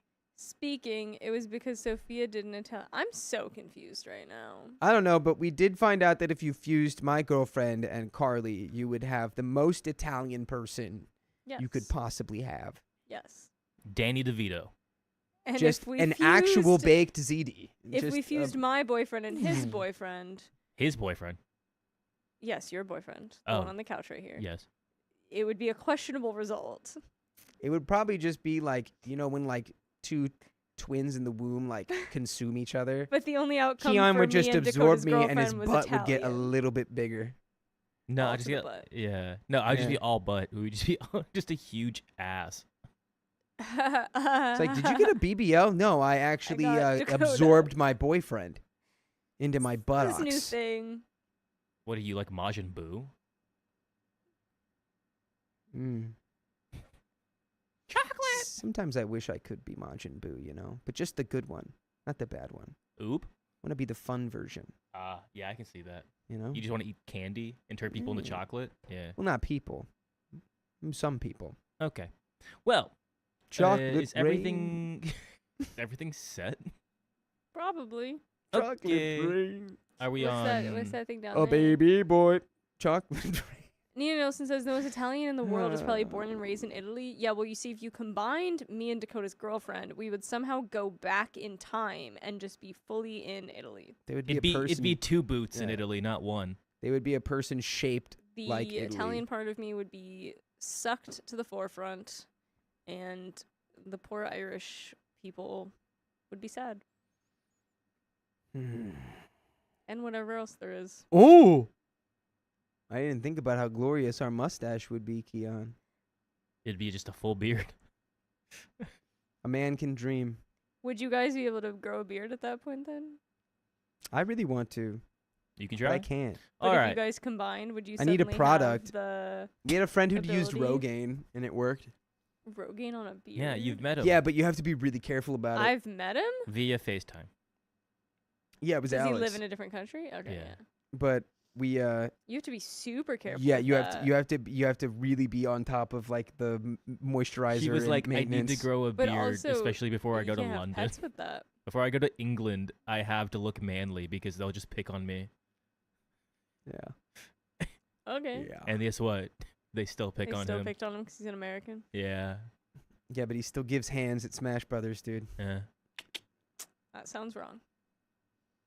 Whatever. I want Rose Wolf, thanks for that gifted membership, I Rose want Wolf. sour watermelons. Water bones. Watermelons? Oh. I was like sour water bones. I'm like, what is that? Is that a New Jersey thing? Yeah. I just, I thought of those candy that are shaped like bones. You well, remember you should those? have thought of the candy that's shaped like watermelon, because that's what I I'm meant. pretty sure those candies shaped like bones probably has bone meal in it too. Well, I'm sure that Bone the meal's good for you. other ones probably do too, and I just want the little sour. Bzz, bzz. Anything with the name meal in it, anything with the word meal in it is good for you. Worm meal. Edible. It's actually mealworm. What about a mealworm? And they are good for you. They're basically a complete protein source. Did you have to ever? We had to, because mealworm is a real worm, Yeah. right? We had to take care of mealworms in 6th grade science class. How do you take care of mealworms? You feed them, and you have a little habitat for them, Yes. and eventually they turn into a beetle, and you set them free in the wild. put them in a box of dirt, box of sawdust. I put him in some sand, I think. It's coarse. It gets Mm. everywhere. Okay, we have one more donation, and then we'll Thank go you. ahead and read this next story.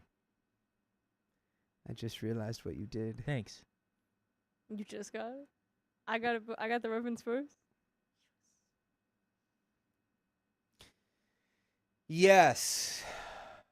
Shawnee OP, thank you for the $5. Wait, Coda does look like Majin Buu. Now, okay. Well, which one? Who is that? It better be the one that looks like the one that looks like Eminem. So you know when to duck says scroll up. Keon and Dakota's baby would have a Lorax mustache. Oh, our baby would be like Danny DeVito. Our baby would be the and then Lorax. he'd grab his massive badonkadonk and fly away into the sky. He'd go, Like my work here is done, and just ride off into the sunset on his butt. Yeah, to where he is needed most. All right, let's go ahead and read this story. Or hear me out. We don't. Hear me out. We don't read this story. We keep talking about where the Lorax would go next. I assume to more trees, because he speaks for them. Right. So it's he goes where he's sort of like the sword of Gryffindor. He goes where he's needed. He goes where he's needed. So after the truffle trees are gone, where does he go? Probably to the moon, man. You know, if there's one place that would need trees, there's no trees on the moon. Do you think he can shrink down and go into like the speck of dust? This is the one that Dakota was on. I'm pretty sure he could literally do anything. So maybe he went there. Right, he's kind of like how Tom Bombadil Maybe he went and found Horton and made sure that he didn't take all of the things out of the ground and deforested other things. All right, here we go. Ready to read? It's certainly possible. Quick glance. That's what you look like. Okay, back to the story. What? 3, 2, 1. My girlfriend accused me of an affair because I care for my roommate. Wow, can't relate. How dare you show that picture and say that's what I look like? I just like that. That's not going to make it into the recording either. Oh, there we go. No. Strong chin, though. Okay, can we do that one more time, please? Sure. I love you, Keon. I love you, too. Majin Buu. 3, 2, 1. My girlfriend accused me of an affair because I care for my roommate. Yeah, the same thing happens to me all the time, but I just love Keon as brother. So me, 32 male, and my best friend Sam, 32 female, have been living together for 5 years now. Originally, it was supposed to be a temporary situation because of some health issues she was having, but we decided she would move in permanently when we found out her health wasn't getting better.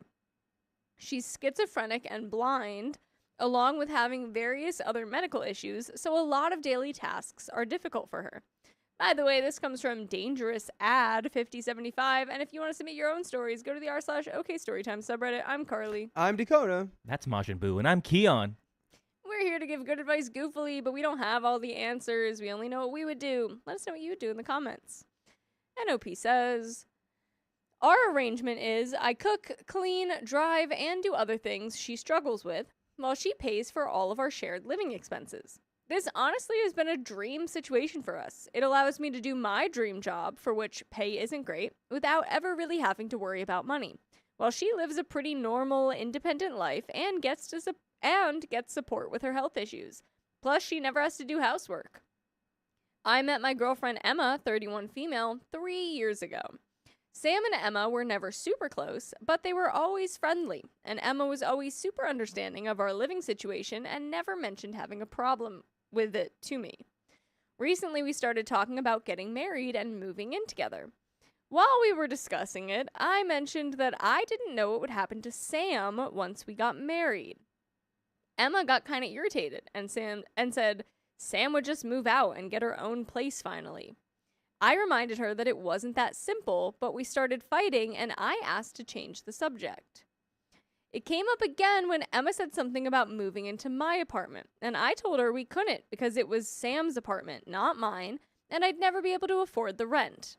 Edit, Emma has known the whole time about how my financial situation works. This is no surprise to her. I guess she didn't know the apartment isn't mine, but we still have the money to get a place to live and support ourselves without Sam. We started fighting again. I said Sam could never live by herself, and I wasn't sure I could get married if it meant I had to leave her alone. And Emma said she needed space to think and drove away. Ooh, buddy, I think you're kind of in the wrong. OP? This is crazy on both sides. This is a conversation you need to be having with Sam and not Emma.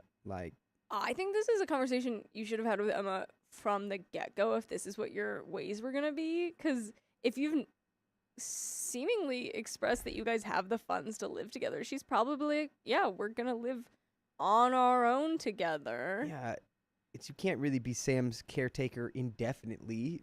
Right.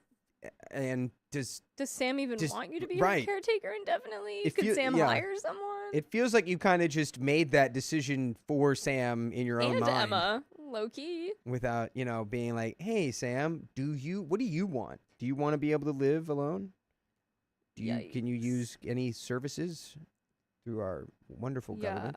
Hopefully and you're I not in think the States. that Emma being like, yeah, I need some space to think is because it low-key sounds like you just told her, I really don't want to get married to you because I want to live with Sam forever. And it's like, yeah, because you're a caretaker. It's coming from a place of like, I'm her caretaker. He's a caretaker because she also funds him living Well, there. Sure, but there's more like to it than that. I know, but you can't just not ever like live and marry your partner because you want to live with Sam. I would also be like, what the heck? There's clearly got to be another solution other than you indefinitely moving your life forward on hold. I think you should move in with your girlfriend.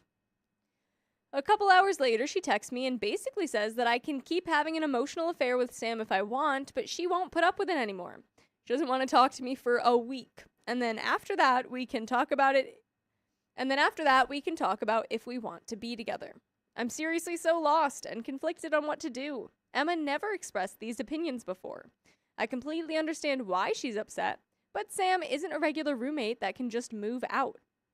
I want to be with Emma and live with her, but I can't just punt Sam out on the side of the road either. But you wouldn't, because Sam owns the apartment. You'd be leaving. It's also her place. Right. Sam could punt you out tomorrow if she wanted. Yeah. What's going on?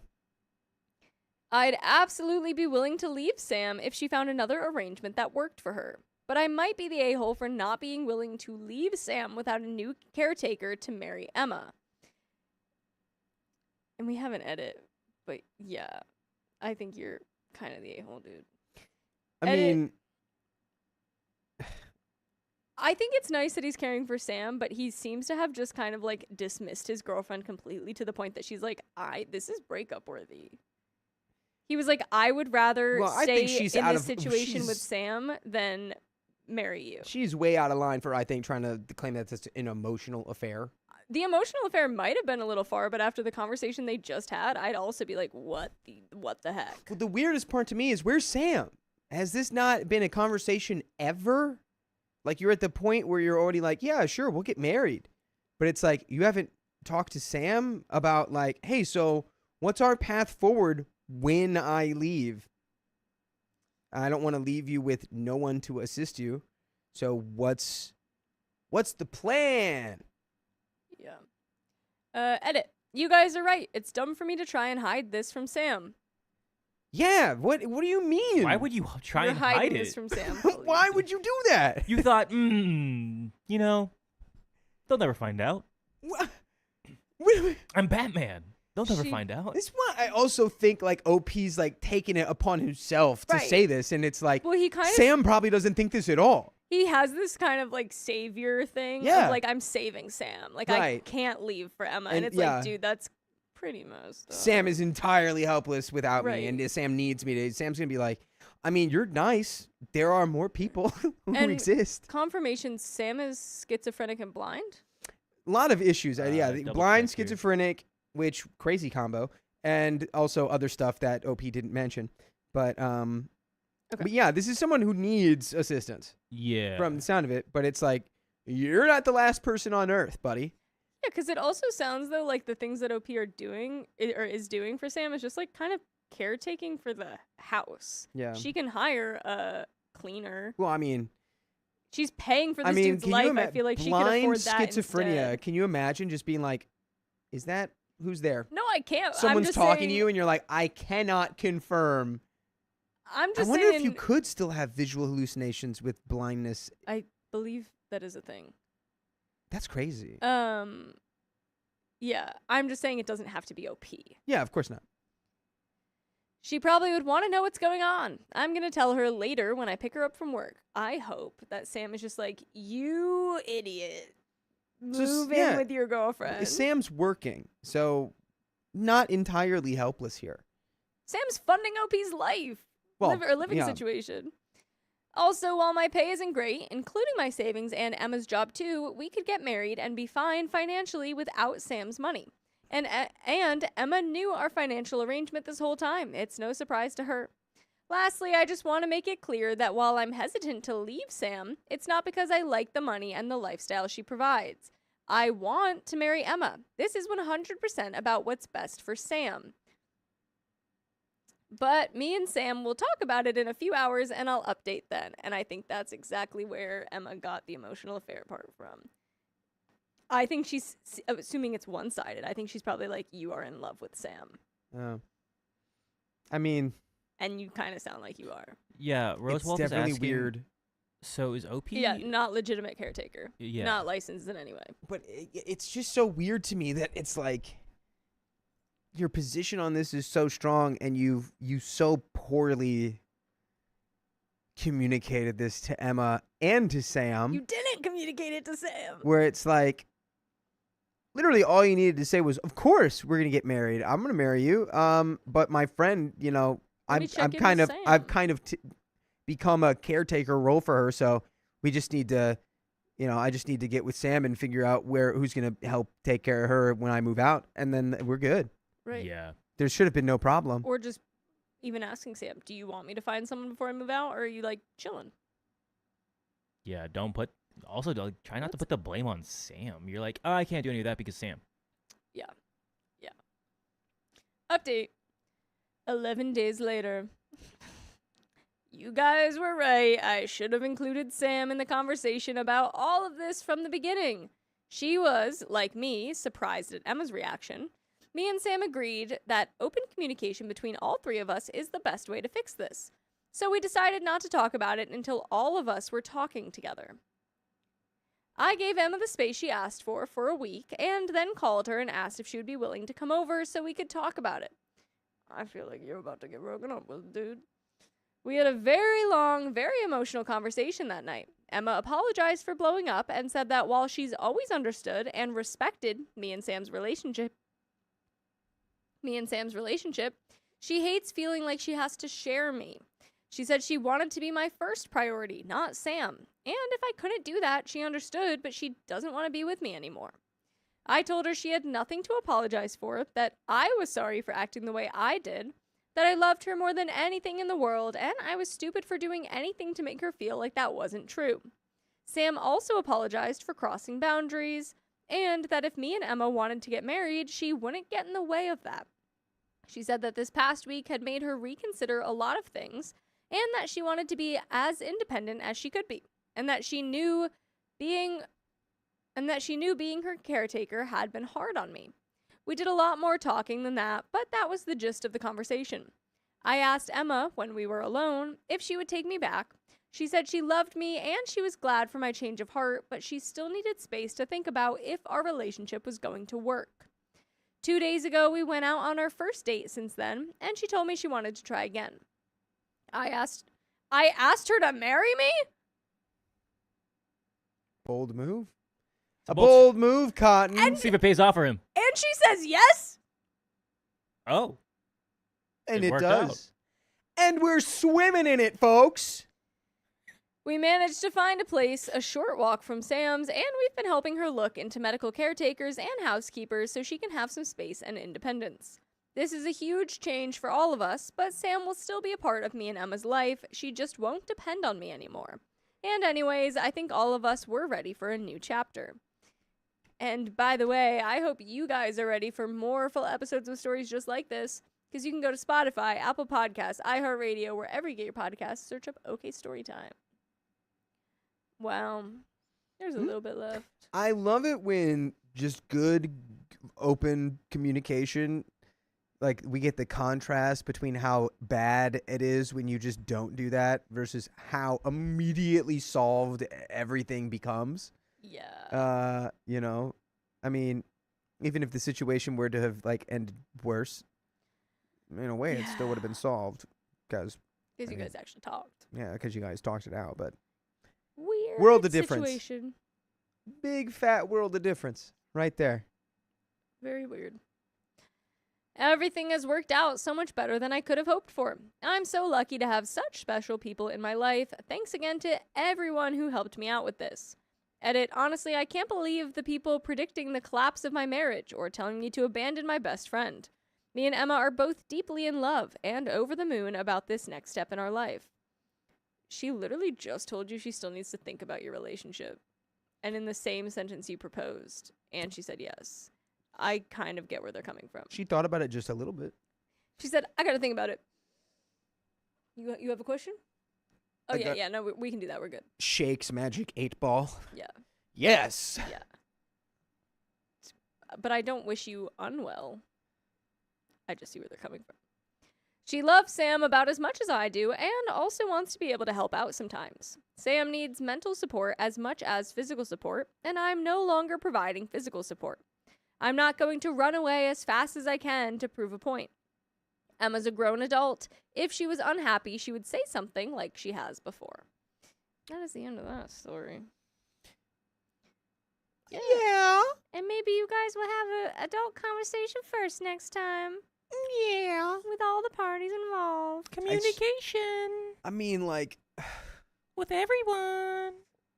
Let's hiding not all speak this for from our your best friend or our girlfriends. Let's just let them talk. it's a crazy, crazy, crazy vibe to hide all of this from the blind schizophrenic best friend that you're taking care of. Yeah. They need to know. Did. Because now they do. And everything's fine for now. And she would have literally just been like, yeah, you should marry Emma. That's super chill. Irma. Yeah, just it's what a wild ass thing to say. Anyone would leave after hearing that. OP being like, I mean, yeah, I want to get married to you, but I think I might have to Sam. take care of my friend Sam for the rest of my life. And if Yeah. that's the case, I don't know if we And ever I will. would pick taking care of Sam over marrying you, actually. Yeah, 100%. I Taking could a week. Taking a totally week to see- process that sentence. Yeah. I could also totally see where she would be like, is there something deeper happening here that I'm Yeah. missing? Yeah. What does she got that I don't? Well, we know she doesn't have vision. So that's kind of the opposite of what you asked for. Well, What she has that you don't is a lack of vision. but That's that is gotta the be end of so that freaky. I story. still can't get over being blind and schizophrenic. It's like, how would you ever know if you were having like an episode? I think it's a pretty common thing too for blind people to see visions sometimes, or have like schizophrenia stuff. Yeah. I'm just I thinking could be like wrong on that auditory stat. I wise. feel It's I like remember. if I hear someone like talking to me, I'm always just gonna be like, is that even? Am I talking to anyone? How Kim would you Foyne know? says, "Don't hide things from blind people." Dakota, 2026. That's right. They already have it hard enough. Okay. I'm going to use the... Okay. Did you see Girlfriend, how he, boyfriend time. Did you see how he like waddled over to the door? He did like a little like. No, I didn't see his Watch waddle. when he comes back in. I think he's gonna do it again. He Waddler. waddled all the way out. He's a little waddler, the man. The waddler. He's the waddler, and he's the toddler. But he's a fully grown man. No, no, no, no. Well, I'm the kind of guy who Yeah. likes to I be do a duck. believe they do have dogs that alert to both. A so that- quacking and a flapping You could just and a get a cute saying little- goo. A cute little puppy that is trained. That is trained to go, Samantha. I am real. Samantha, it is only you and me in the house right now. I love that they taught my dog how to speak English. The blind one says, hiding things from blind people generally pisses them off a lot. Just saying. The blind one I giving can us tips on imagine how to so. bother the blind. I think that those are some tips so that you don't. Imagine you move all the walls around. Well, that would be horrifying. It's like, but it's kind of on That's you at that beyond, point. like, If you moving live, furniture. if you live in I a think if house you where the moved walls the can be walls slid around like one of those slidey why puzzles. are you living there? Why are you living there? Can you imagine? I mean, what a fun place.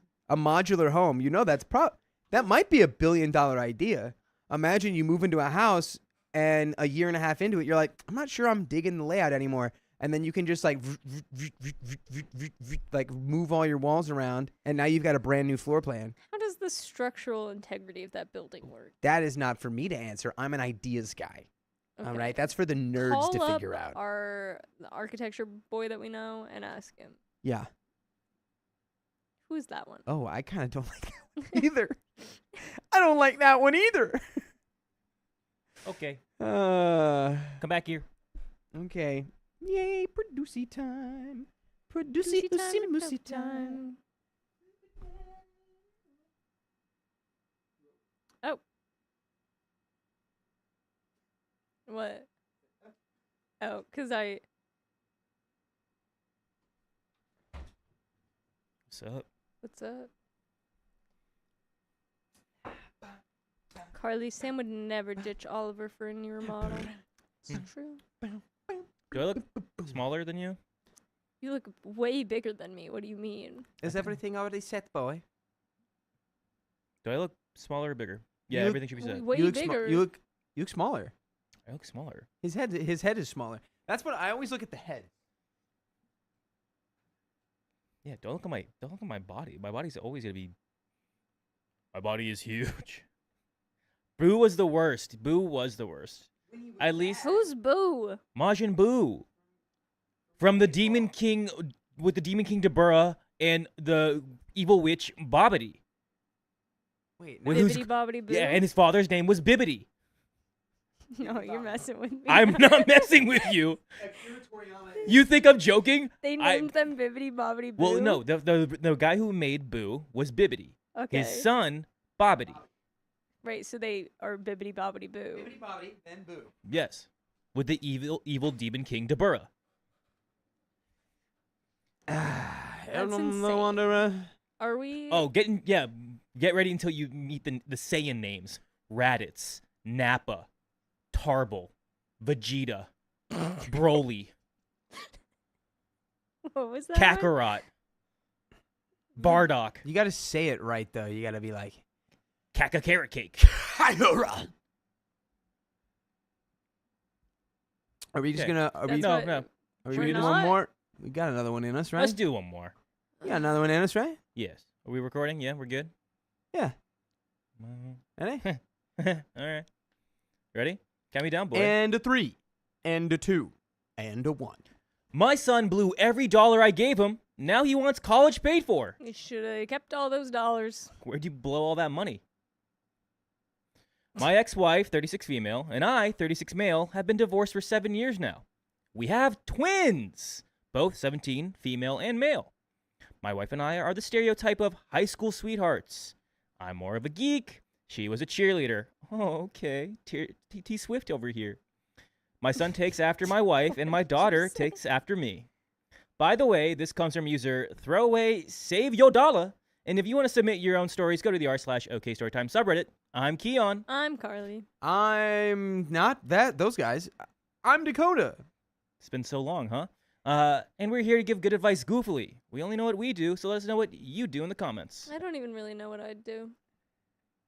Shout out Fred, dude. Oh, Fred's a fan. thanks, Okay. Fred. We're all a bunch of lovely ladies here today. And Lasagna. Sorry, how can I say that? twins, Basil, as OP says. When they were younger, I gave them the option of allowance. They could either spend the money on what they wanted, or I could walk them through investments and start saving. My wife was all for this all at the time. We explained that they each have a set amount of money that we have put away for future schooling, as well as a car fund. Damn, they got a schooling fund and a car fund?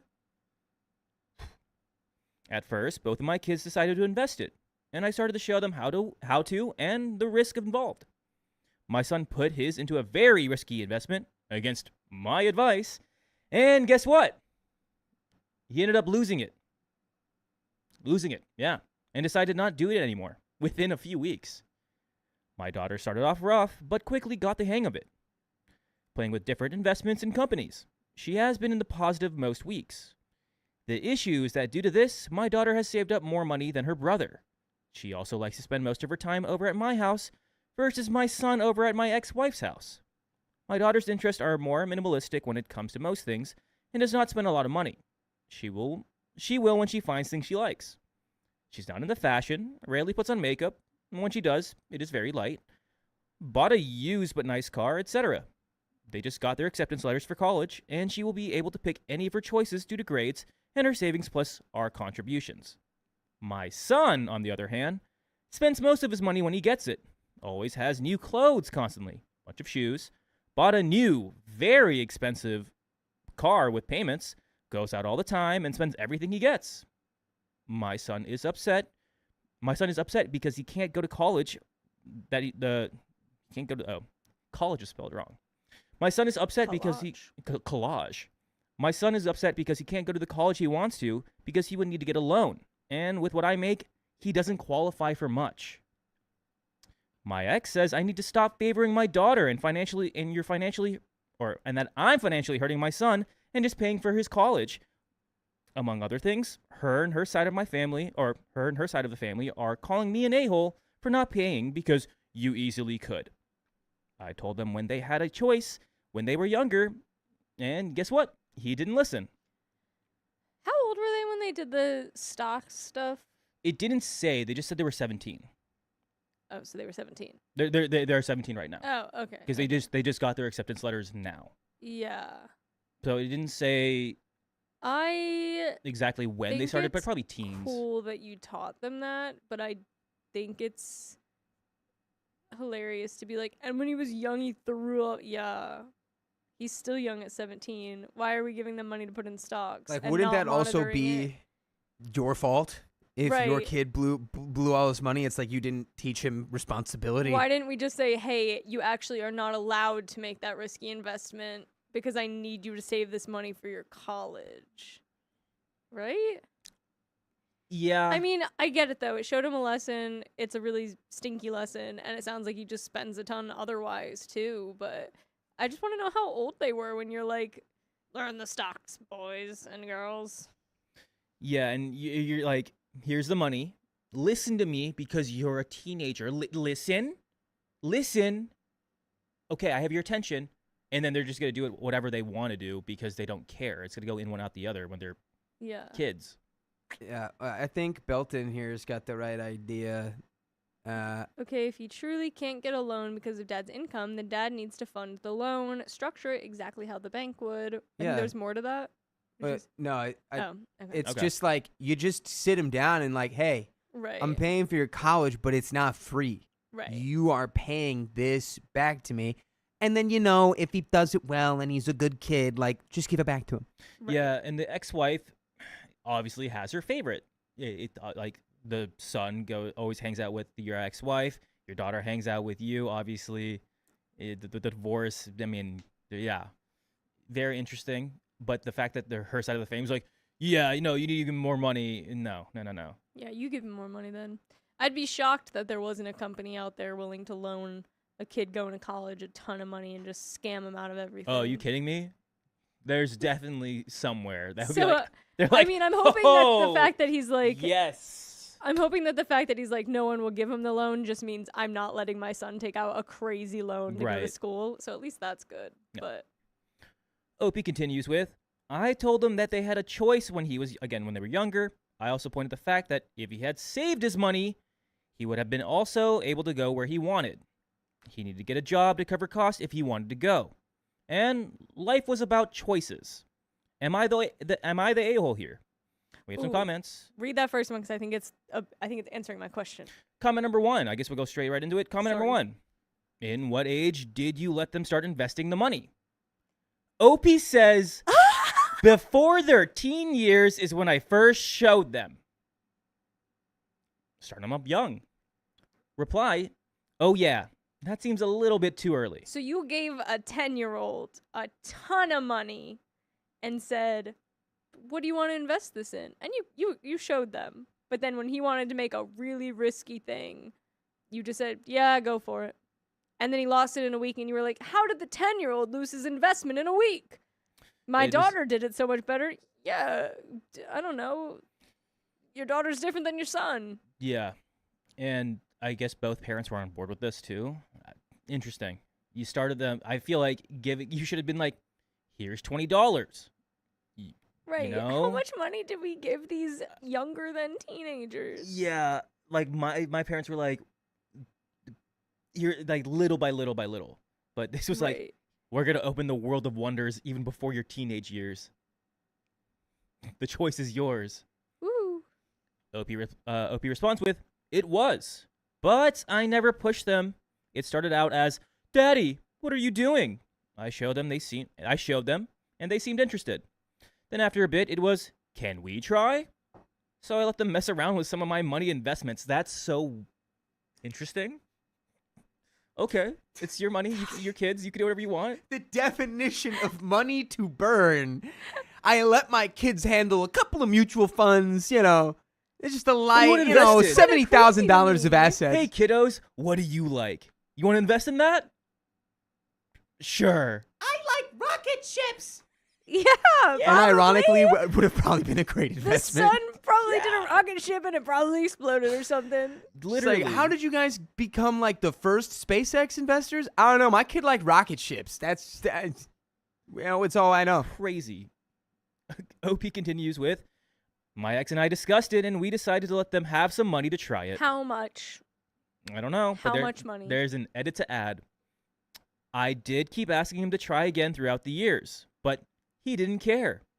I gave up almost 2 years ago when he said he wanted to live almost full-time at his mom's house.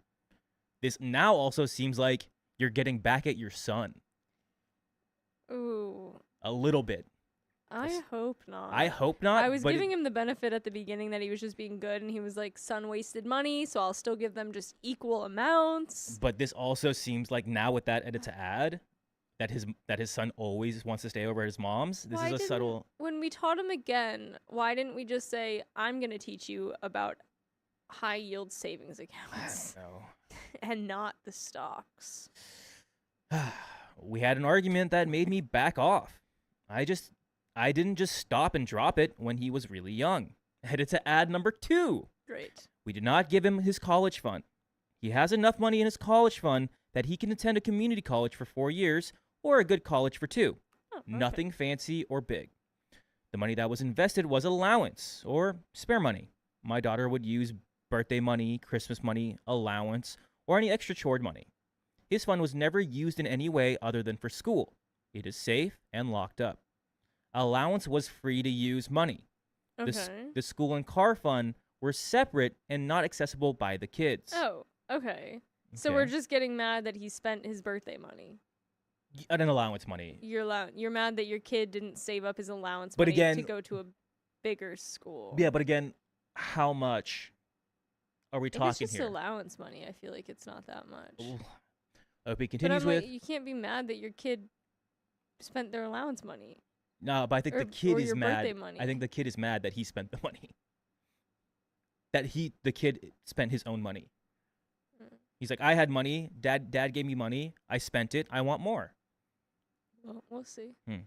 OP continues with, I'm not bragging, but I could send them to the best colleges for as many years as they want. Sounds like a brag. And fund their life comfortably. Added to ad number 3. Okay. From a comment. Question on what I meant by among other things. Basically, unlimited schooling, backpacking trip across Asia, paying his car off, lodging near campus, and living money were all brought up. Most by my ex-wife. She has not put anything towards these funds. And we have an update. Okay, wait. Sorry. Those are the things that they want to be funded or that he has funded? I think it's just like things, what Okay. they want. Gotcha. Yeah. No, I don't think you need to do all that. Interesting. He can save up his money for his backpacking trip, but I don't know, OP. kind of wild of you to drop lore that you could send him wherever you wanted. Like, in my personal opinion, I don't think that you have to, like, fund any of, like, it's still good to teach kids money. But, like, if you have the means to get a kid out of college debt-free, why would you not with how crazy college prices are? Because, like, Carly, why can't you just help your kids get ahead? And I don't know, you can always set up a payment system internally, but like, why would you not just want to give them that boost? Because it's a life lesson.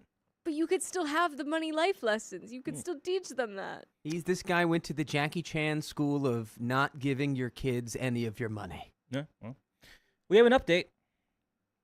So, my original Am I the A-hole post was about showing favoritism for my daughter and financially hurting my son. The comments went way far from that topic. It was interesting for me.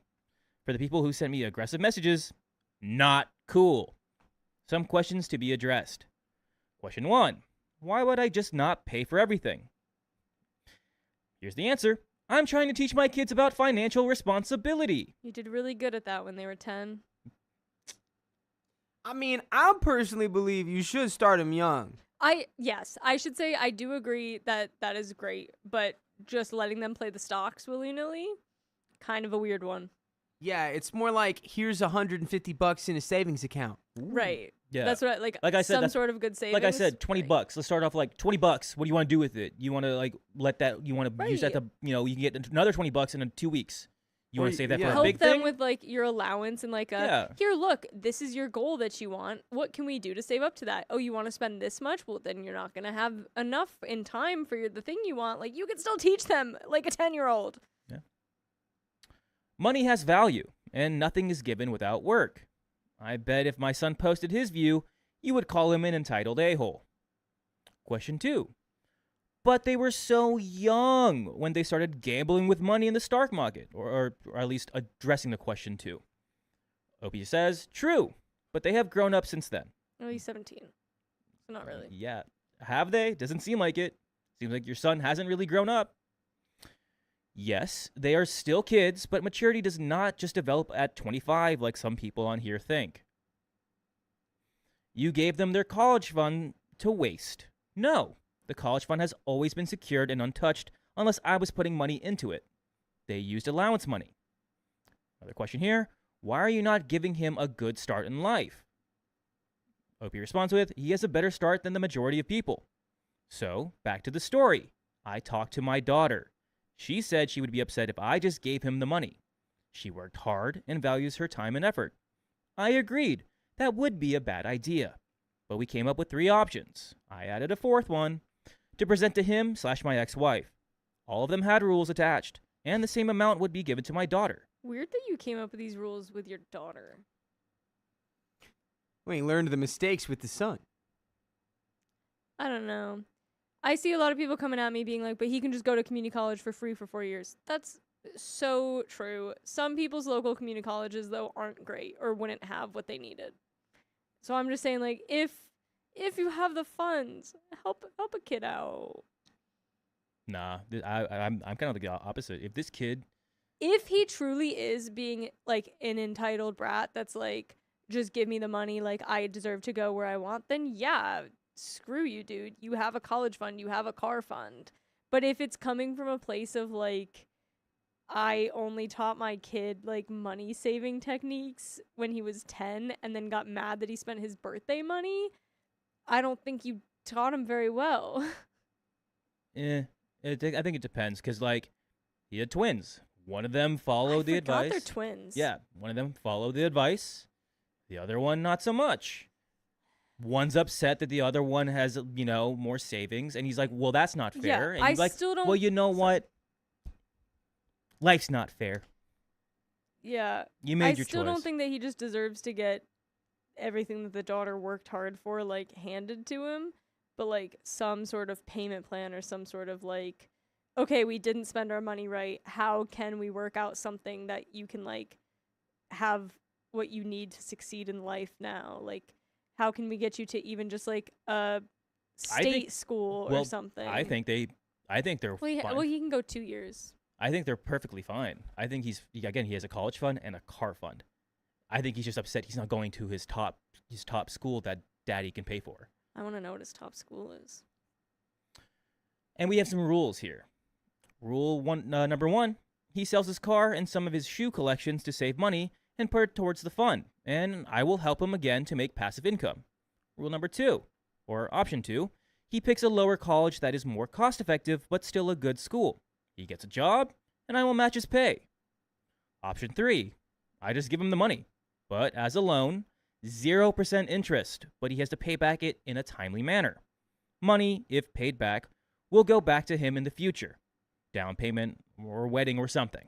Nice. And option 4, my ex-wife and family put in the difference in the account.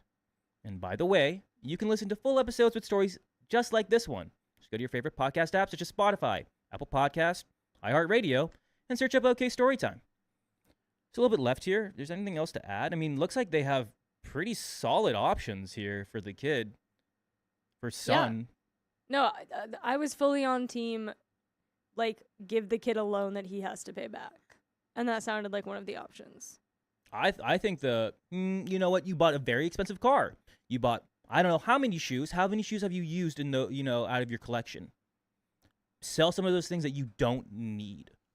And then, like... Well, yeah, he might have to sell that to pay back the loan and stuff, too. Well, maybe, That's what I'm saying. Just, like, some sort of, like, fine, if you really want to go where you want and I have the funds to, you can, but, like, not for free. Like, you will No, pay this is, again... I think those were great options. Let's go ahead and finish up the story. Wait. What school does he want to go to? It doesn't say. It doesn't say. No, but like, what school does he want to go to? If this is in the U.S., the unfortunate thing is most like out of normal state schools are still crazy expensive. Someone said Harvard. Probably not though. If you get into Harvard, you're usually getting a pretty decent. Not with those financial skills. Yeah, true. He's definitely not an econ major. No. I don't know. My guess was going to be, just for fun, I was like, this sounds like a guy who wants to go to Pepperdine. Yeah, or like UC Santa Barbara. I think if he wanted to go to Pepperdine, his daddy wouldn't have any issues paying for it. He's like, I just want to go to Chico State. If he wanted to go to like Pepperdine or something like that, his dad would be like, "You're going. It's good press for the family." Yeah, I don't know. From what I'm getting from the kid, he sounds like he's very upset that his sister saved money, and I didn't get to do that. She has all this money. That's not fair. Yeah, I need some other perspectives, but Yeah. I like team. You can go where you want, but you're gonna eventually pay me back for it timely. Yeah, let's go ahead and finish up the story. So I laid it out all for him. My ex and him did not like it. So I asked my ex why she is pushing this so much and why she has not put any money into the account since we originally opened it. There were excuses, and she finally said, I have to save money to my daughter, who is 6, almost 7, unless you want to set up a fund for her as well. That's crazy. Huh? You want to do that? Yeah, so it probably is coming from mom then. Yeah. He's just hearing it. Yeah, Gayla in the comments. He just wants everything for free because mom tells him dad has money. Yep. That's what it sounds like yeah, now. and it's mommy's boy. Opie continues with, I am setting things up with my youngest daughter, 3 female, the same way I did with my twins. I'm not doing it for her daughter. Again, that's crazy. They're divorced. Anyway, I have given him a few weeks to figure it out what he wants. He acknowledged that I was right. He was unfair to his sister about the way he went about things and will do better in the future. He picked a modified version of option 2. He's still going to his number 4 pick, is looking for a job. He sold some shoes and said he will be responsible for housing costs. He apologized to me and his sister. I hope he keeps working hard towards his goals. We have some comments. Comment 1, not the a-hole. Looks like an excellent plan to me. Who cares if his ex is pissed? Reply saying, ex being pissed is the cherry on top. I am petty. You're Tom Petty? Tom Petty? Tom Petty, you're in the comments? Close Now enough. I'm Welcome back, wondering- Tom Petty. Thomas Petty, welcome back. Now I'm wondering how much of that was just mom making demands. I think it's a bit of both. I think the son is a little I think spoiled. it's a good amount of both. Yeah. Yeah. I mean, I guarantee you it was the son being like stomping his feet and like, I didn't get this, mom, kind of thing. We didn't hear that side of it though. I feel weird making that like assumption of it. Yeah, when you're the right. only person that we heard like being like, why aren't you doing this, was ex-wife. Yeah. I mean, we only got one side of it, and that is Yeah. the unfortunate. Like even and sometimes ex-wife fortunate was the thing. one to be like, you need to fund his backpacking trip. It wasn't son being like, but why aren't you fundraising my backpacking trip, Papa? But it also just sounds like, yeah, it does That's sound what he like sounds it does like sound like now. OP is so well off that like Yeah, it's crazy. I love the not here to brag. Not here to brag, but I could totally pay for anything you wanted. Yeah, He could go to Moon College if he wanted to. Yeah. I can literally buy him the college on the moon. Yeah. But that is the end of that story. And the end of this episode. Well, it's actually And the end of the stream. Do we have any donations? No. I don't think so. Wow. Okay. That Guys, was an there is annoying one to no end on. phone call today. I think Riley mentioned that we're going to do it every other week now. And today's the off week. So today's the off week. We will do it next week. So be prepared for that. But that is the end of it. So if you love us, make sure to subscribe. We love you, and see you tomorrow.